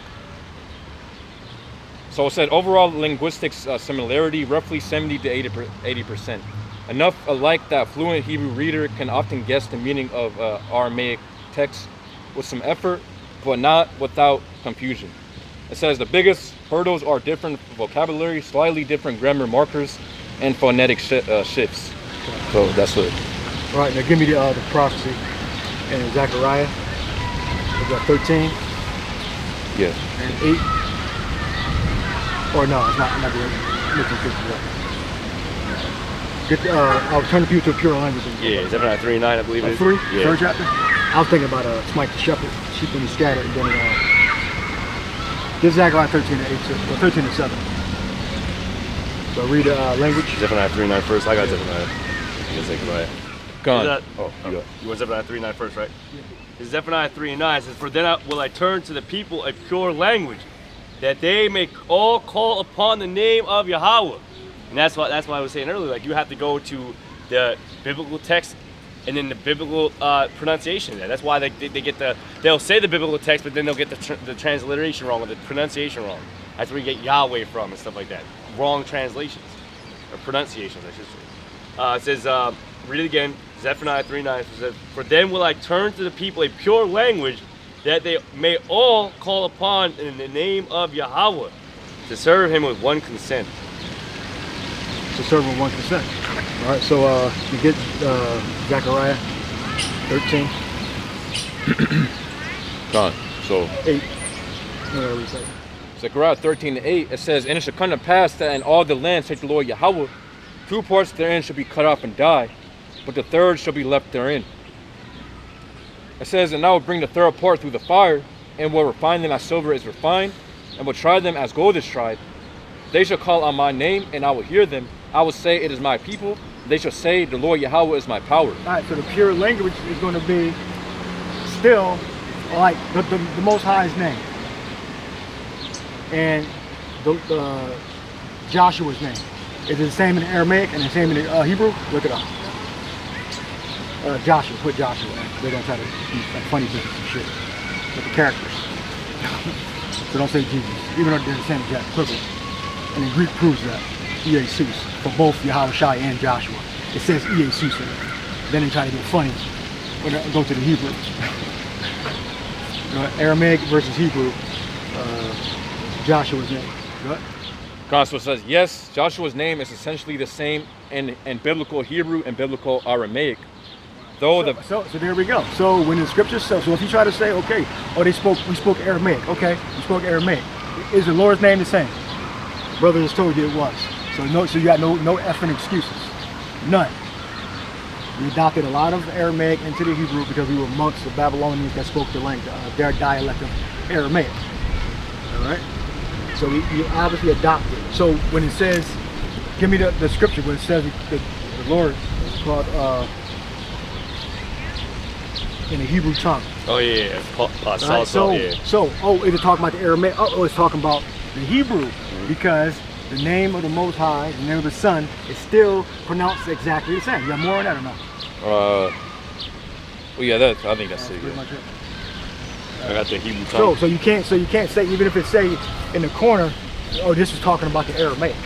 Well, that's kind of irrelevant because it's pronounced exactly the same. Paul definitely was trained in the Hebrew tongue, all right, and obviously he knew Aramaic, which is what 70-80% the same. Well, actually, it says a little more. Oh, go ahead. It says why. It says so. Yeah, continuing on. It says why they match so closely. Hebrew and Aramaic share most proper names identically because they use the same root structure and script. Yeah, proper names. There we go. Yahweh and Yahweh Shai. Proper names. Good. It says the name doesn't undergo the kind of transformation you see in Greek, Jesus, or Latin, Jesus. So yeah, that's Perfect. Perfect. So when you see the Hebrew tongue in New Testament Greek, all right, and the communication thereof, I believe all the time when Paul or John, the Apostle John or Apostle Paul, they were communicating in the pure Hebrew. All right. And any words that John may have not have known, he got instant transmission in the pure Hebrew. Communicating with the Holy Spirit, communicating with Yahweh Shai himself. He was definitely speaking the pure language, free of the Aramaic dialect. Go ahead. Go ahead. yeah, that was it. Hebrew tongue scriptures. Oh yeah. I got it. This is Acts 26, verse 14. It says, and when we were all fallen to the earth, I heard a voice speaking unto me and saying in the Hebrew tongue, Saul, Saul, Saul, Saul, why persecutest thou me? It is hard for thee to kick against the pricks. Yep. Yep. So he said it in the proper Hebrew. Yep. All right. Saul, why persecutest thou me? Right. And just so you know, who's translate speaking that here. from Hebrew to Aramaic. Saul, why persecutest thou me? Is it grammatically the same? All right. Now, either way, we still believe they communicated in the pure Hebrew. Paul was trained in the Hebrew. He was raised around Hebrew and Aramaic, which is roughly 70-80% the same. So you kind of just, at this point, just kind of split hairs. Like, okay, what language did they speak? They spoke Hebrew. Mm-hmm. All right, spoke Hebrew. All right, especially among the, you could say exclusively amongst the Jews, which is Judah, Benjamin, and Levi. All right.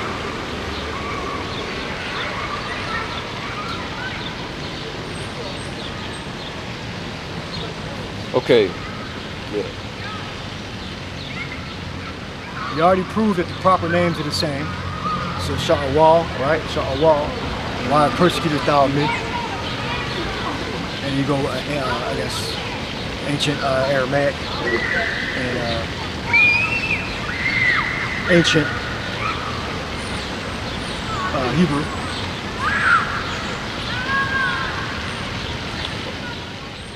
Yeah, Khan. So it says differences in word, structure, and percentage. So yeah, so for biblical Hebrew and Aramaic, if we count, it says identical or near identical words. So 65 to 70% overlap.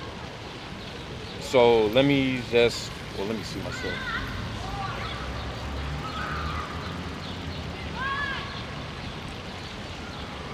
I mean, yeah, pretty much the same. It's just slight like prefix differences and suffix differences. Yeah, prefix But and suffix. Yeah, same 'cause- words, 'cause pretty much, Ar- same yeah, 'cause words. Aramaic, same word. The prefix and suffix differences.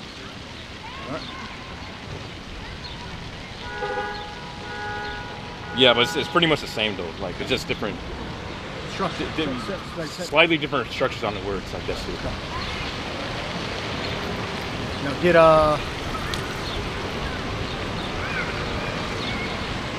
Revelation 1. Revelation of Yahushua. Said on the Lord's day. So it's either some high holy day, some holy day. Yeah, some holy day. The Lord's day. So all the Lord's days But once it goes, are based off the new moon.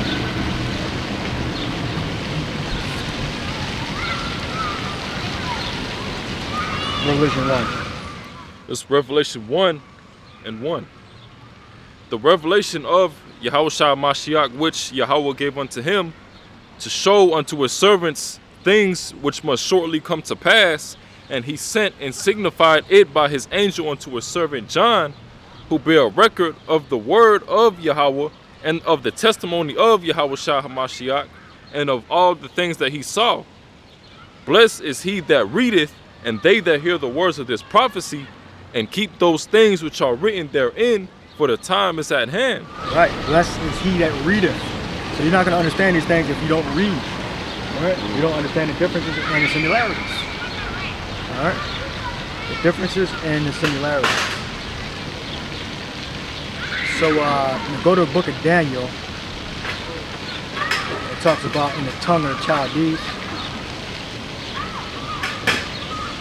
That's a different dialect or language, I believe it's referring to. All right, so you got to read, you got to compare, and then you got to go back to the prophecy, like the brother read in Zechariah 3 and 9. Or Zechariah, right? Turn to the people of pure language. Zephaniah. Zephaniah 3 and 9. Let's get the correct verse. What's the correct verse? Pure language. Get the correct verse.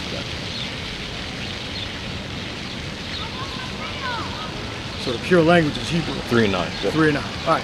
So the pure language is Hebrew.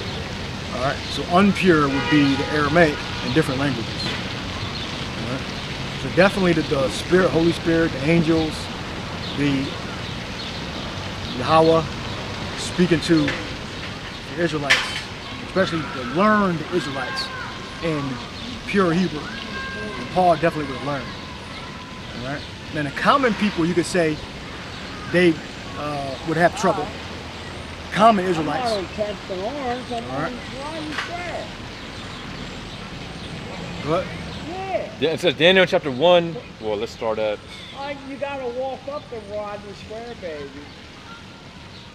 I guess we can start at verse 1. It says, in the third year of the reign of Joachim, king of Judah, came Nebuchadnezzar, king of Babylon, unto Jerusalem and besieged it.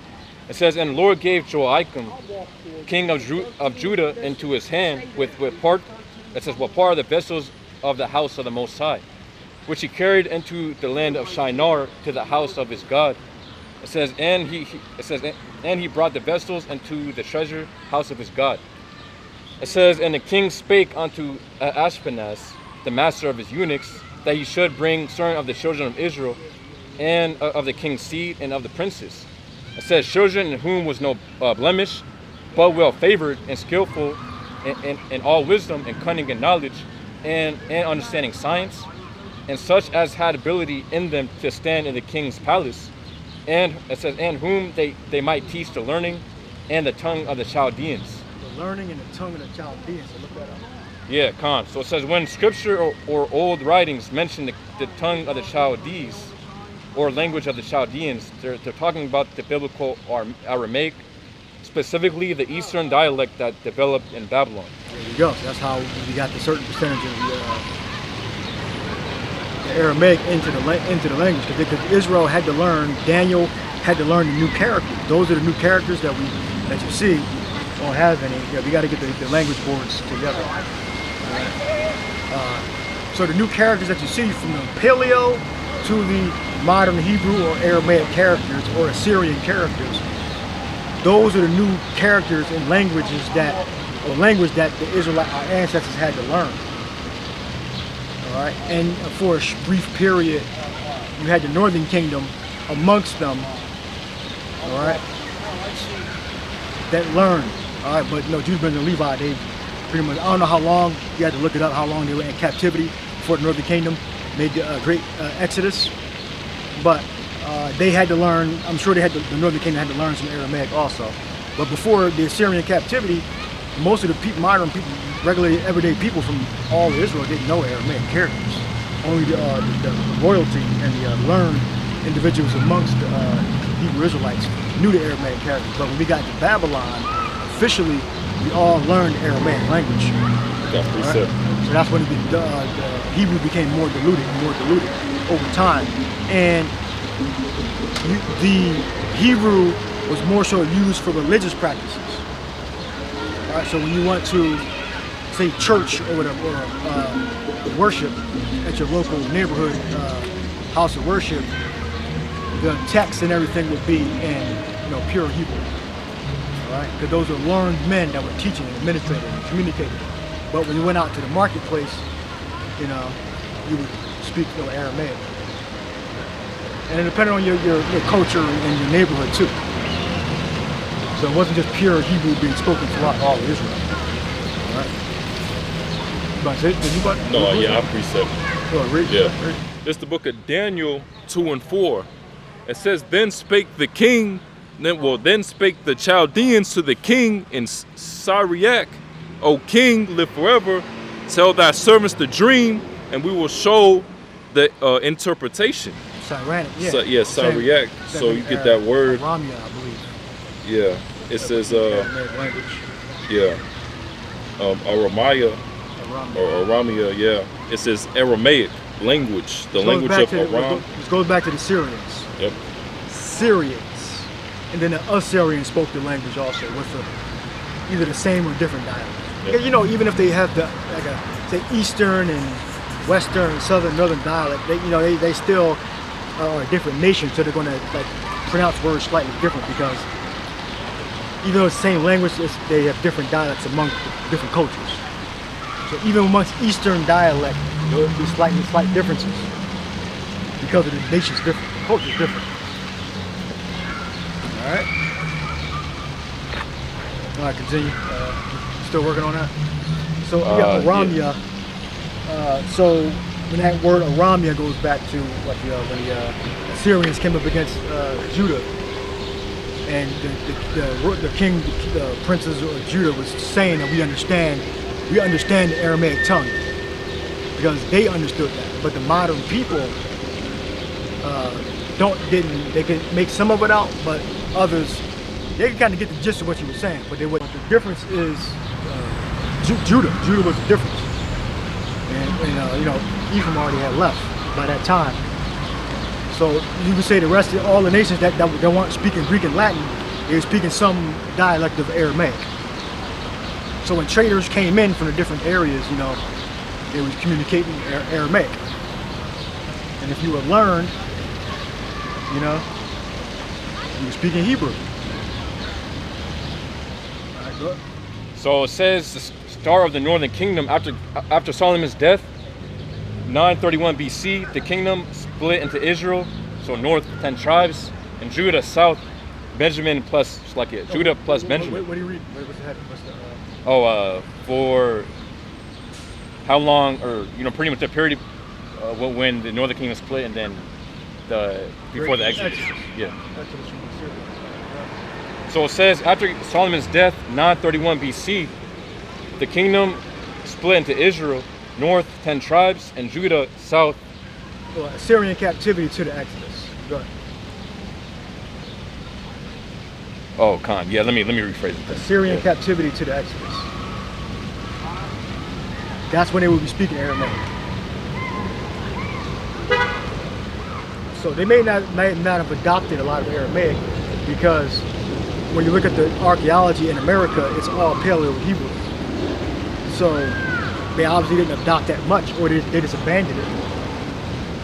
So either if they did adopt it, they abandoned it because the archaeology here in the New World was Paleo Hebrew, old Hebrew.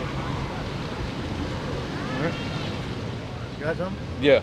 So it says, Just give me a date, how many times, dates and how many years, really. That's all I really care about, the years. gone. Yeah, so it says, since the Assyrian Empire held power from the mid 700s BC until Babylon rose, so late 600s BC, the earliest they could realistically escape as a body of people would be within 100 to 130 years after the initial captivity. Possibly 100 years. Yeah. Okay, that's what I want. Done. About 100 years. So they had enough time to adopt the Assyrian Aramaic, the Eastern Aramaic. That's the proper term. So when they came to the New World, they didn't continue with that. They reverted back to the original Hebrew. I don't think they're, or they may be. I don't know. They may be Aramaic or modern Hebrew characters on the stones, but all the stones, the archaeology I saw was all Paleo Hebrew, original Hebrew. All right. So, give me the scripture where it says Hebrew, Greek, and Latin. Hebrew, Greek, and Latin.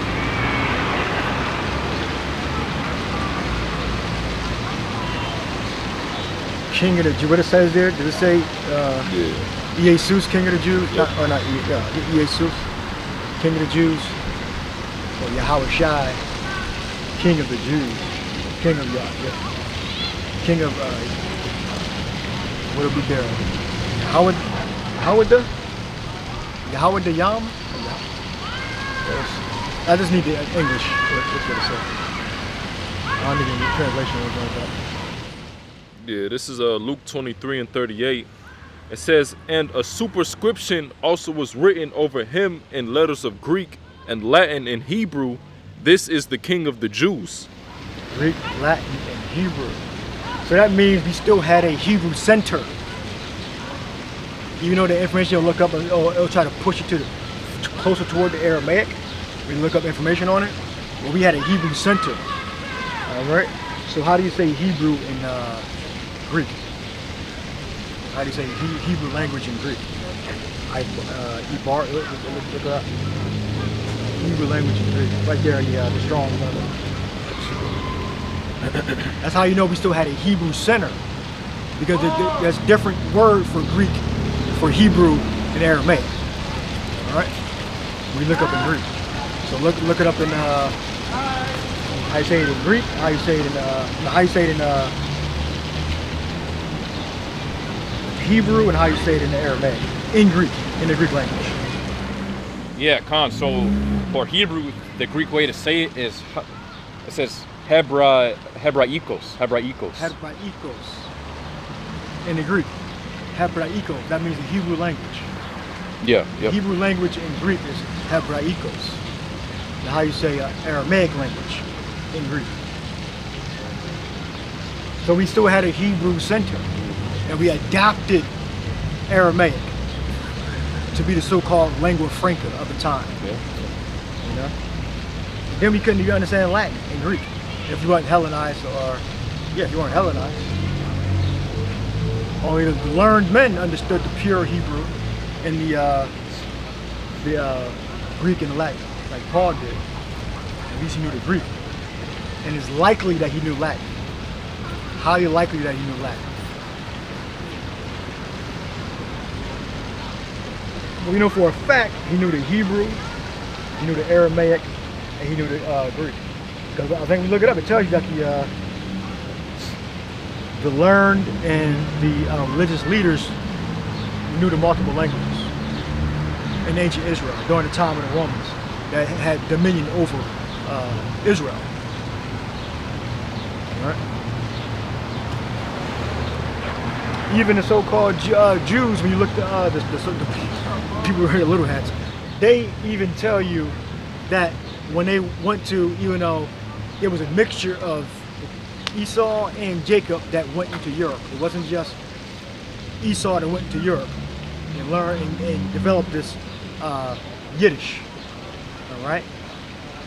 They tell you when they were revitalizing the Hebrew, all right, they would tell you that they were so strict when they were revitalizing the Hebrew, that they weren't even allowed to speak Yiddish in certain houses when they were training and revitalizing Hebrew and speaking everything in Hebrew, because let's take the so-called Jews for example.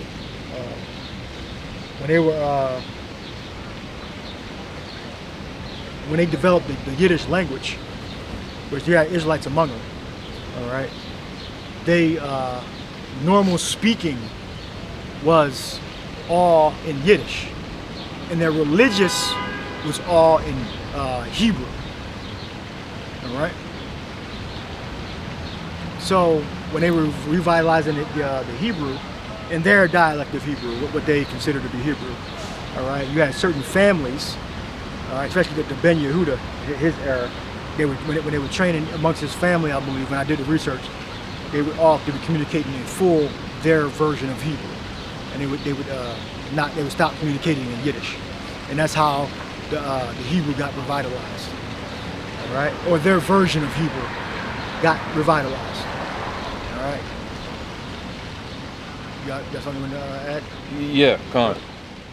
So this is John chapter 19 and 13. It says, when Pilate therefore heard that saying, he brought Yahushua forth and sat down in the judgment seat in a place that is called the pavement, but in the Hebrew, Gabbatha.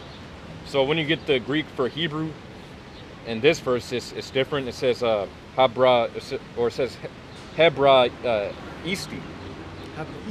Habra Isti. Yep. So it says, meaning in Hebrew, i.e. in Chaldee. So I guess it has some links to like the Chaldee. So, and then when I looked it up in AI, it says, yeah, so it says, example from the New Testament, John 19 and 13, 17 and 20 use Habra Isti when naming places or inscriptions, even though, well,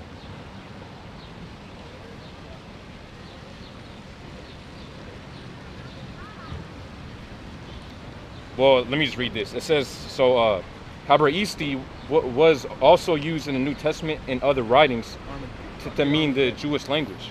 But in practice, this often referred to Aramaic in the 1st century. Well, this is what it says. Yeah, I already mentioned that. Yeah. All right. But again, proper names, on differences, what the sentence structure, the prefixes. All right. Now, here's the test. Every word we run into, the Aramaic and the Hebrew are exactly the same, where de facto it's Hebrew. All right, you're not really saying nothing. All right, it's Hebrew.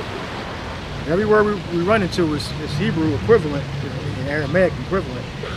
We still think in Hebrew. All right, that's why the word there in English was translated Hebrew. Because we're speaking more Hebrew than we are speaking Aramaic. Back during the Lord's time. All right. Especially in the religious concepts of things. It's going to be pure Hebrew. Yeah. That's why, like, when you find certain coins and stuff like that, they had like the YHWH inscription on it, or certain like actual ancient texts. Well, that'd be equivalent to Aramaic also. Oh, yeah. Well, no, if it's the inscriptions of the Paleo, then yeah. Yeah. But if it's inscriptions of the YHWH, modern Hebrew, then yeah, it'd still be equivalent from Aramaic. Right. So look up Armageddon. So it said it better than Hebrew tongue. Well, it says Armageddon in the Greek, but in the Hebrew tongue, Armageddon. Well, that's the actual Hebrew. It said Apollyon in the Greek tongue, but in the Hebrew it says Armageddon. Apollyon in the Greek. So look those up. Gone. So it says Revelation chapter. Gone. It says Revelation chapter 16 and 16, and gathered them together into a place called in the Hebrew tongue Armageddon. Armageddon in the Hebrew. What? Gone. So of course the Hebrew. Get the Greek. It says Greek and the. Greek first. No, doesn't the scriptures say Hebrew, Greek and Hebrew? Oh yeah. That's all. There are differences. 3 languages: Greek, Yeah. Okay. Hebrew, and then Aramaic. Yeah. Let me read this one. It says, So Revelation 9 and 11, it says, and they had a king over them, which is the angel of the bottomless pit, whose name in the Hebrew tongue is Abaddon, but in the Greek tongue hath his name Apollyon. Abaddon. So yeah, Abaddon. And Apollyon, a Greek. All right, so continue to read. Read it again. I'll direct you. Read it again. Gone. So it says Revelation 9 and 11, and they had a king over them, which is the angel of the bottomless pit, whose name in the Hebrew tongue is Abaddon, but in the Greek tongue hath his name Apollyon. All right, so go to the Hebrew. Gone. So the Hebrew. Yeah, so the Hebrew word, it says Abaddon, which means destruction. So is that Aramaic? So like I said, so if we run into every single word we run into, if it's exactly the same as Hebrew, what argument are we getting into? Israel's thought in Hebrew. You just had the added Aramaic. That's why it says Hebrew. That's why it doesn't say Aramaic. It didn't say in the Aramaic tongue. Yeah. All right, let's go ahead. Read. So for the Greek, Hellenikos. Oh, suck it. That's wrong. Clicked the wrong one. I meant to say or it says Apollon. In the Greek, so Apollon meaning destroyer. Apollyon. Apollyon. Yeah. So look up the Hebrew and Aramaic. Are they different in Hebrew and Aramaic? Armageddon is the word. Is it different in Hebrew and Aramaic? Apparently, they think that when the angel spoke, they spoke in Aramaic. They spoke in pure Hebrew.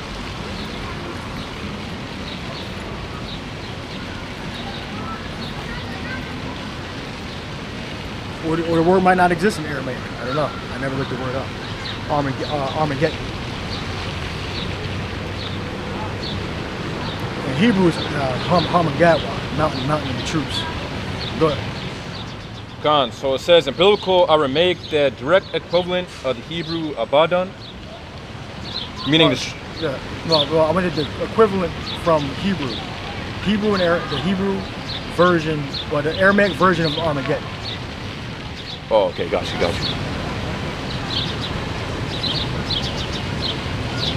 Is it the equivalent of the Hebrew version?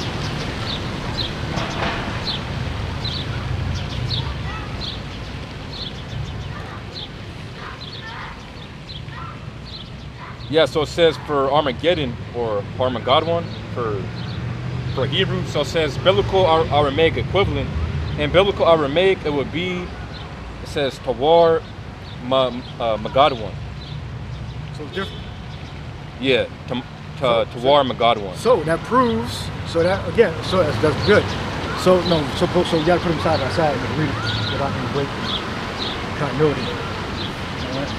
So that, if the information is read is correct, that means whenever the angels or the Lord or apostle said Hebrew tongue, you're referring to Hebrew, not Aramaic. Okay? Well, we already proved that the word in Hebrew is different in Greek than Aramaic. So they're two different languages. All right?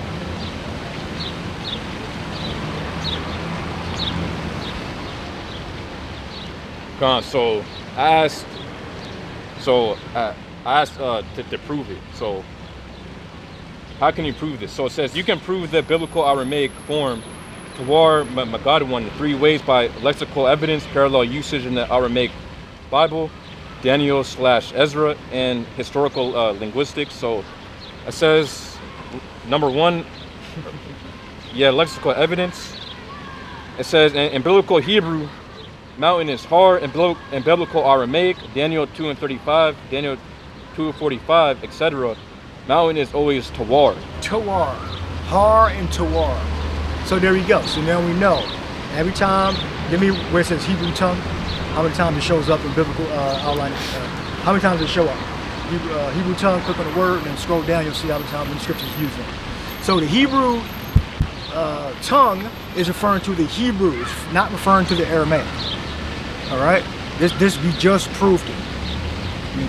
We beyond a shadow of a doubt proved it. So when the language is when you see Hebrew, the physical words Hebrew and English, it's referring to the Hebrew tongue. All right? The Hebrew tongue, even though they still use the Aramaic characters. All right? In Yiddish, they use the Aramaic characters. But they speak Yiddish. All right, so go ahead, Jigs. All right, go ahead. How many times does it show up? It shows up 6 times. 6 times. So it's not talking about Aramaic. All right, and the brother just proved it. In the Aramaic and in the Hebrew, the Armageddon are 2 different words. All right, so go ahead, read your information. Con. Then we'll wrap up. So, yeah, the definition for Armageddon in Hebrew, it says Harmageddon, meaning the city, or it says the hill or city of Megiddo. Troops. Yeah, we know it's mountain of the troops. Because when you get the origin of Megadon in Hebrew, well, right here it says, well, actually, yeah, you have to break it down correctly. Megadon, so literally ma, meaning of, then God one, you have the one at the end to pretty much represent like kind of like a place, like Place. yeah. So the place of the troops. So harm or mountain of the troops. Okay. So yeah, the troops. It's like yeah. In Aramaic, break it down. So Aramaic Armageddon. So Aramaic Armageddon and Hebrew Armageddon are two different words.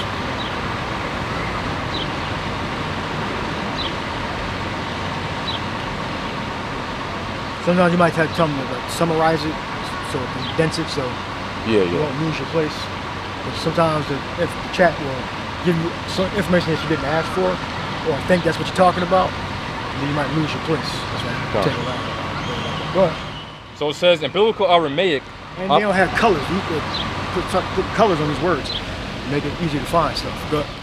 So it says in biblical Aramaic, Armageddon would mean mountain of the troops / assembly. So, Yatwar meaning mountain. It says Megadon from Hebrew root Gadad. Say the Aramaic word. Tawar, or Tawar Megadon.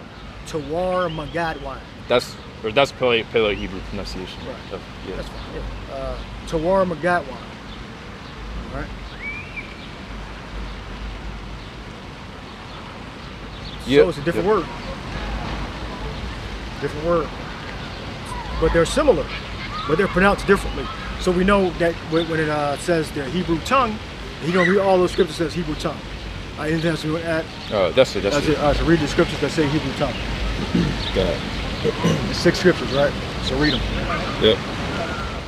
Well, it says same meaning as a Hebrew, only mountain shifts from Har to Tawar. So that's the difference.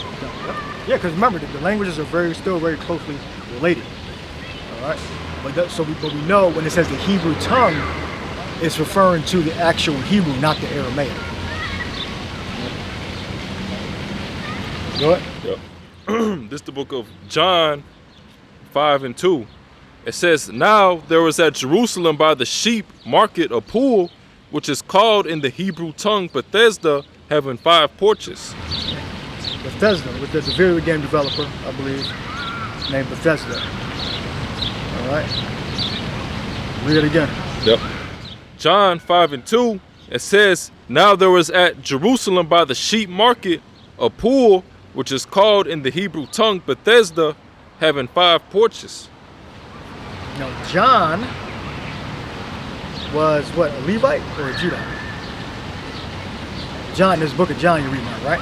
Yeah. The Gospel of John? Yep. Yeah, Gospel of John. So according to these people, Aramaic was a lingua franca.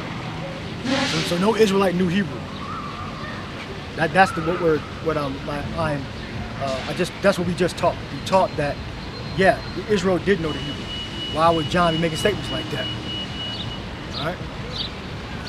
And he knew Aramaic also, obviously. It was you already know there was a lingua franca of the day, right? The lingua franca. The lingua franca, meaning language of the day. Go ahead, next precept. Yeah. So it's the book of Acts 21 and 40. It says, and when he had given him license, Paul stood on the stairs and beckoned with the hand unto the people. And when there was made a great silence, he spake unto them in the Hebrew tongue, saying, and then it goes into Yeah, he's speaking in Hebrew. the next All right, chapter. All right, next precept. Yeah.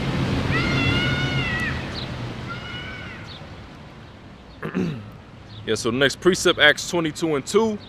And when they heard that he spake in the Hebrew tongue to them, they kept the more silence, and he saith, Yeah, because what? Israel, even though they had Aramaic on top of the Hebrew, they still, the center, the thought was in Hebrew. They knew the language where they came from.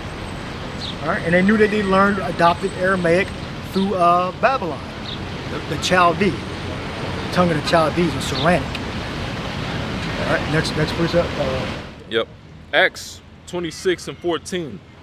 And when we were all fallen to the earth, I heard a voice speaking unto me and saying in the Hebrew tongue, Saul, Saul, why persecutest thou me?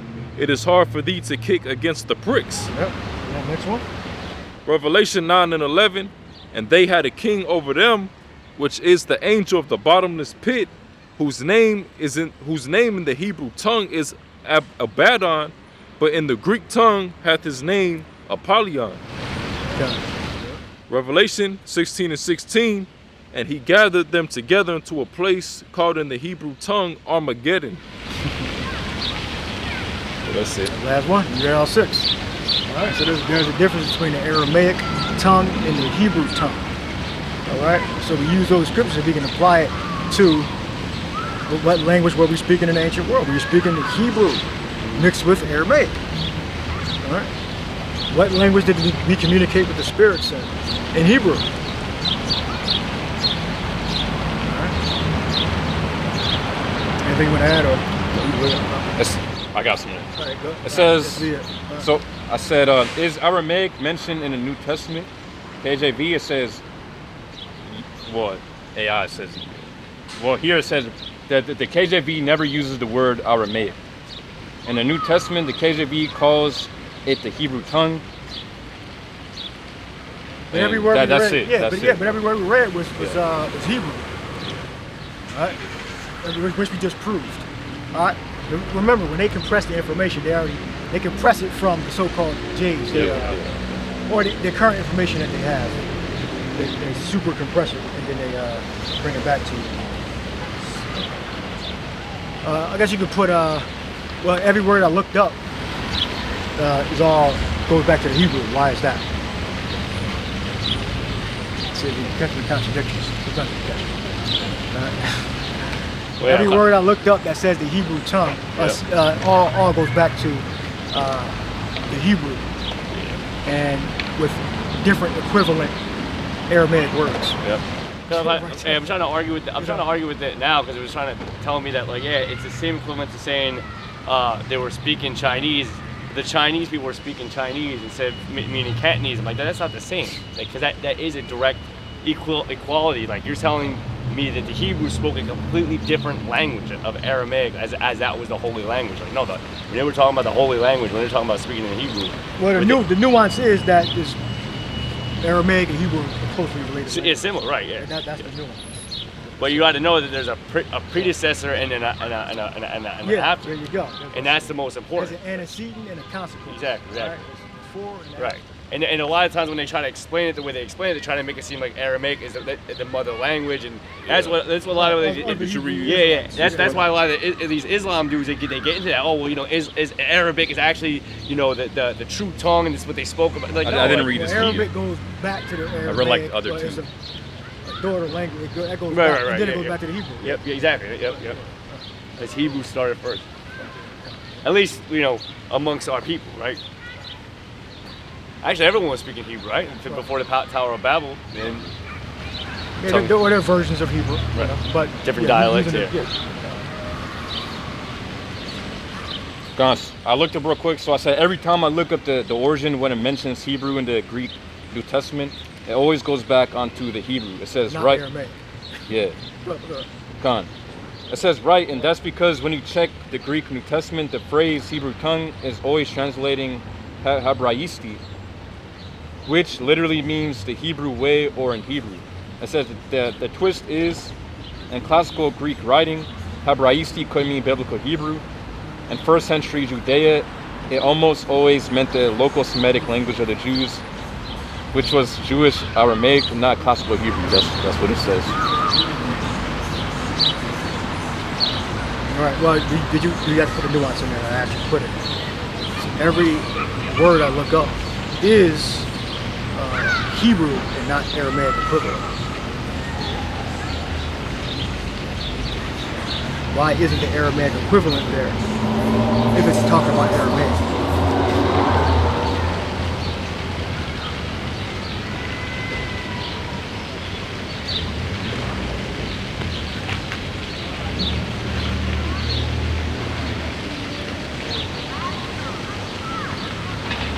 And then you can give the cite the example of Armageddon. See how if you know, crash the servers, or he'll come up with some weird shit. Cite actual reference. Go ahead. Oh no, he was pointing out that one word, but everything else is Aramaic. Go ahead, let's see what you. So it says the KJV's Hebrew tongue. Well, yeah. So it says the KJV's Hebrew tongue words in the New Testament often come from Aramaic, but lexicon lists the Hebrew form because Hebrew was a sacred reference language for scripture. Many Aramaic words look identical to Hebrew, so they're indexed under Hebrew roots. New Testament authors gave Greek transliterations, not exact Aramaic spellings, and early scholars didn't separate Hebrew from Aramaic in their notes. Yeah, so basically saying they were mixed up. They became sort of one language. Well, so he's saying basically certain words, they specifically use just the Hebrew words. Pretty much what he's saying.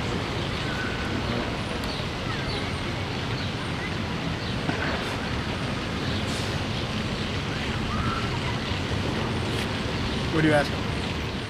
I'm asking, what about Armageddon directly being Harmon-God one? I thought you already put that in there.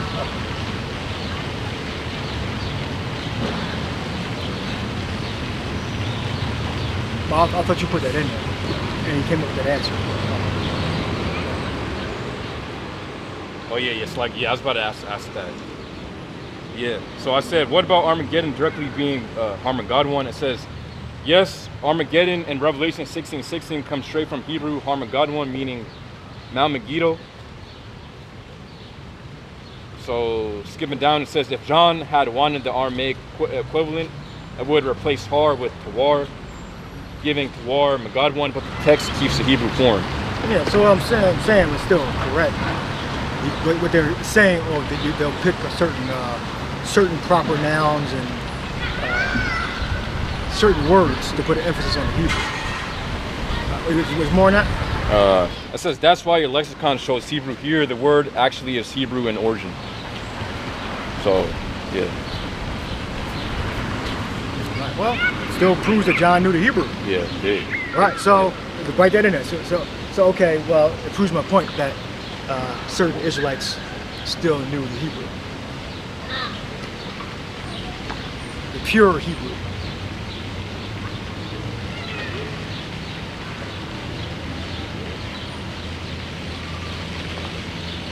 And you can ask him that too, like what you're trying to prove, or I'm trying to gather evidence of something.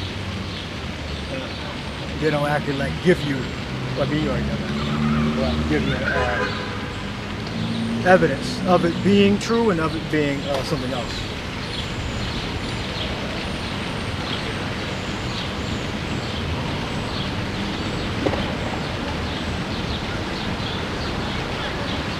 But keep it simple. Don't like try to do over.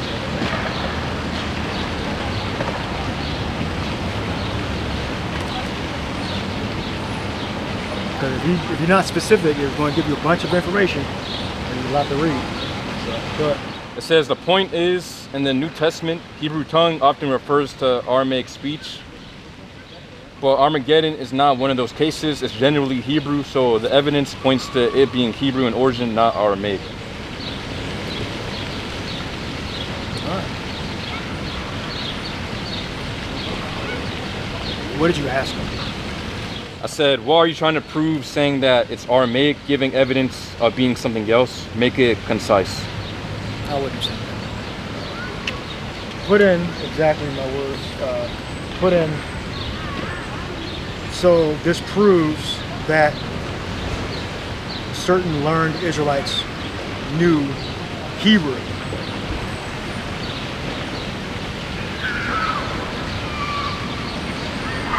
Keep it simple and short.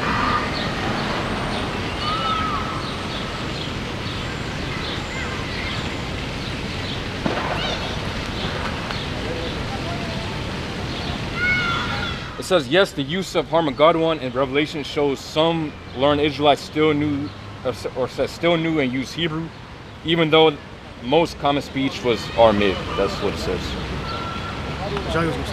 All right, anybody else want to add anything else? We'll wrap it up. Good? Everybody got any points? All right, hope you're edified. Shalom. Next week. Cool.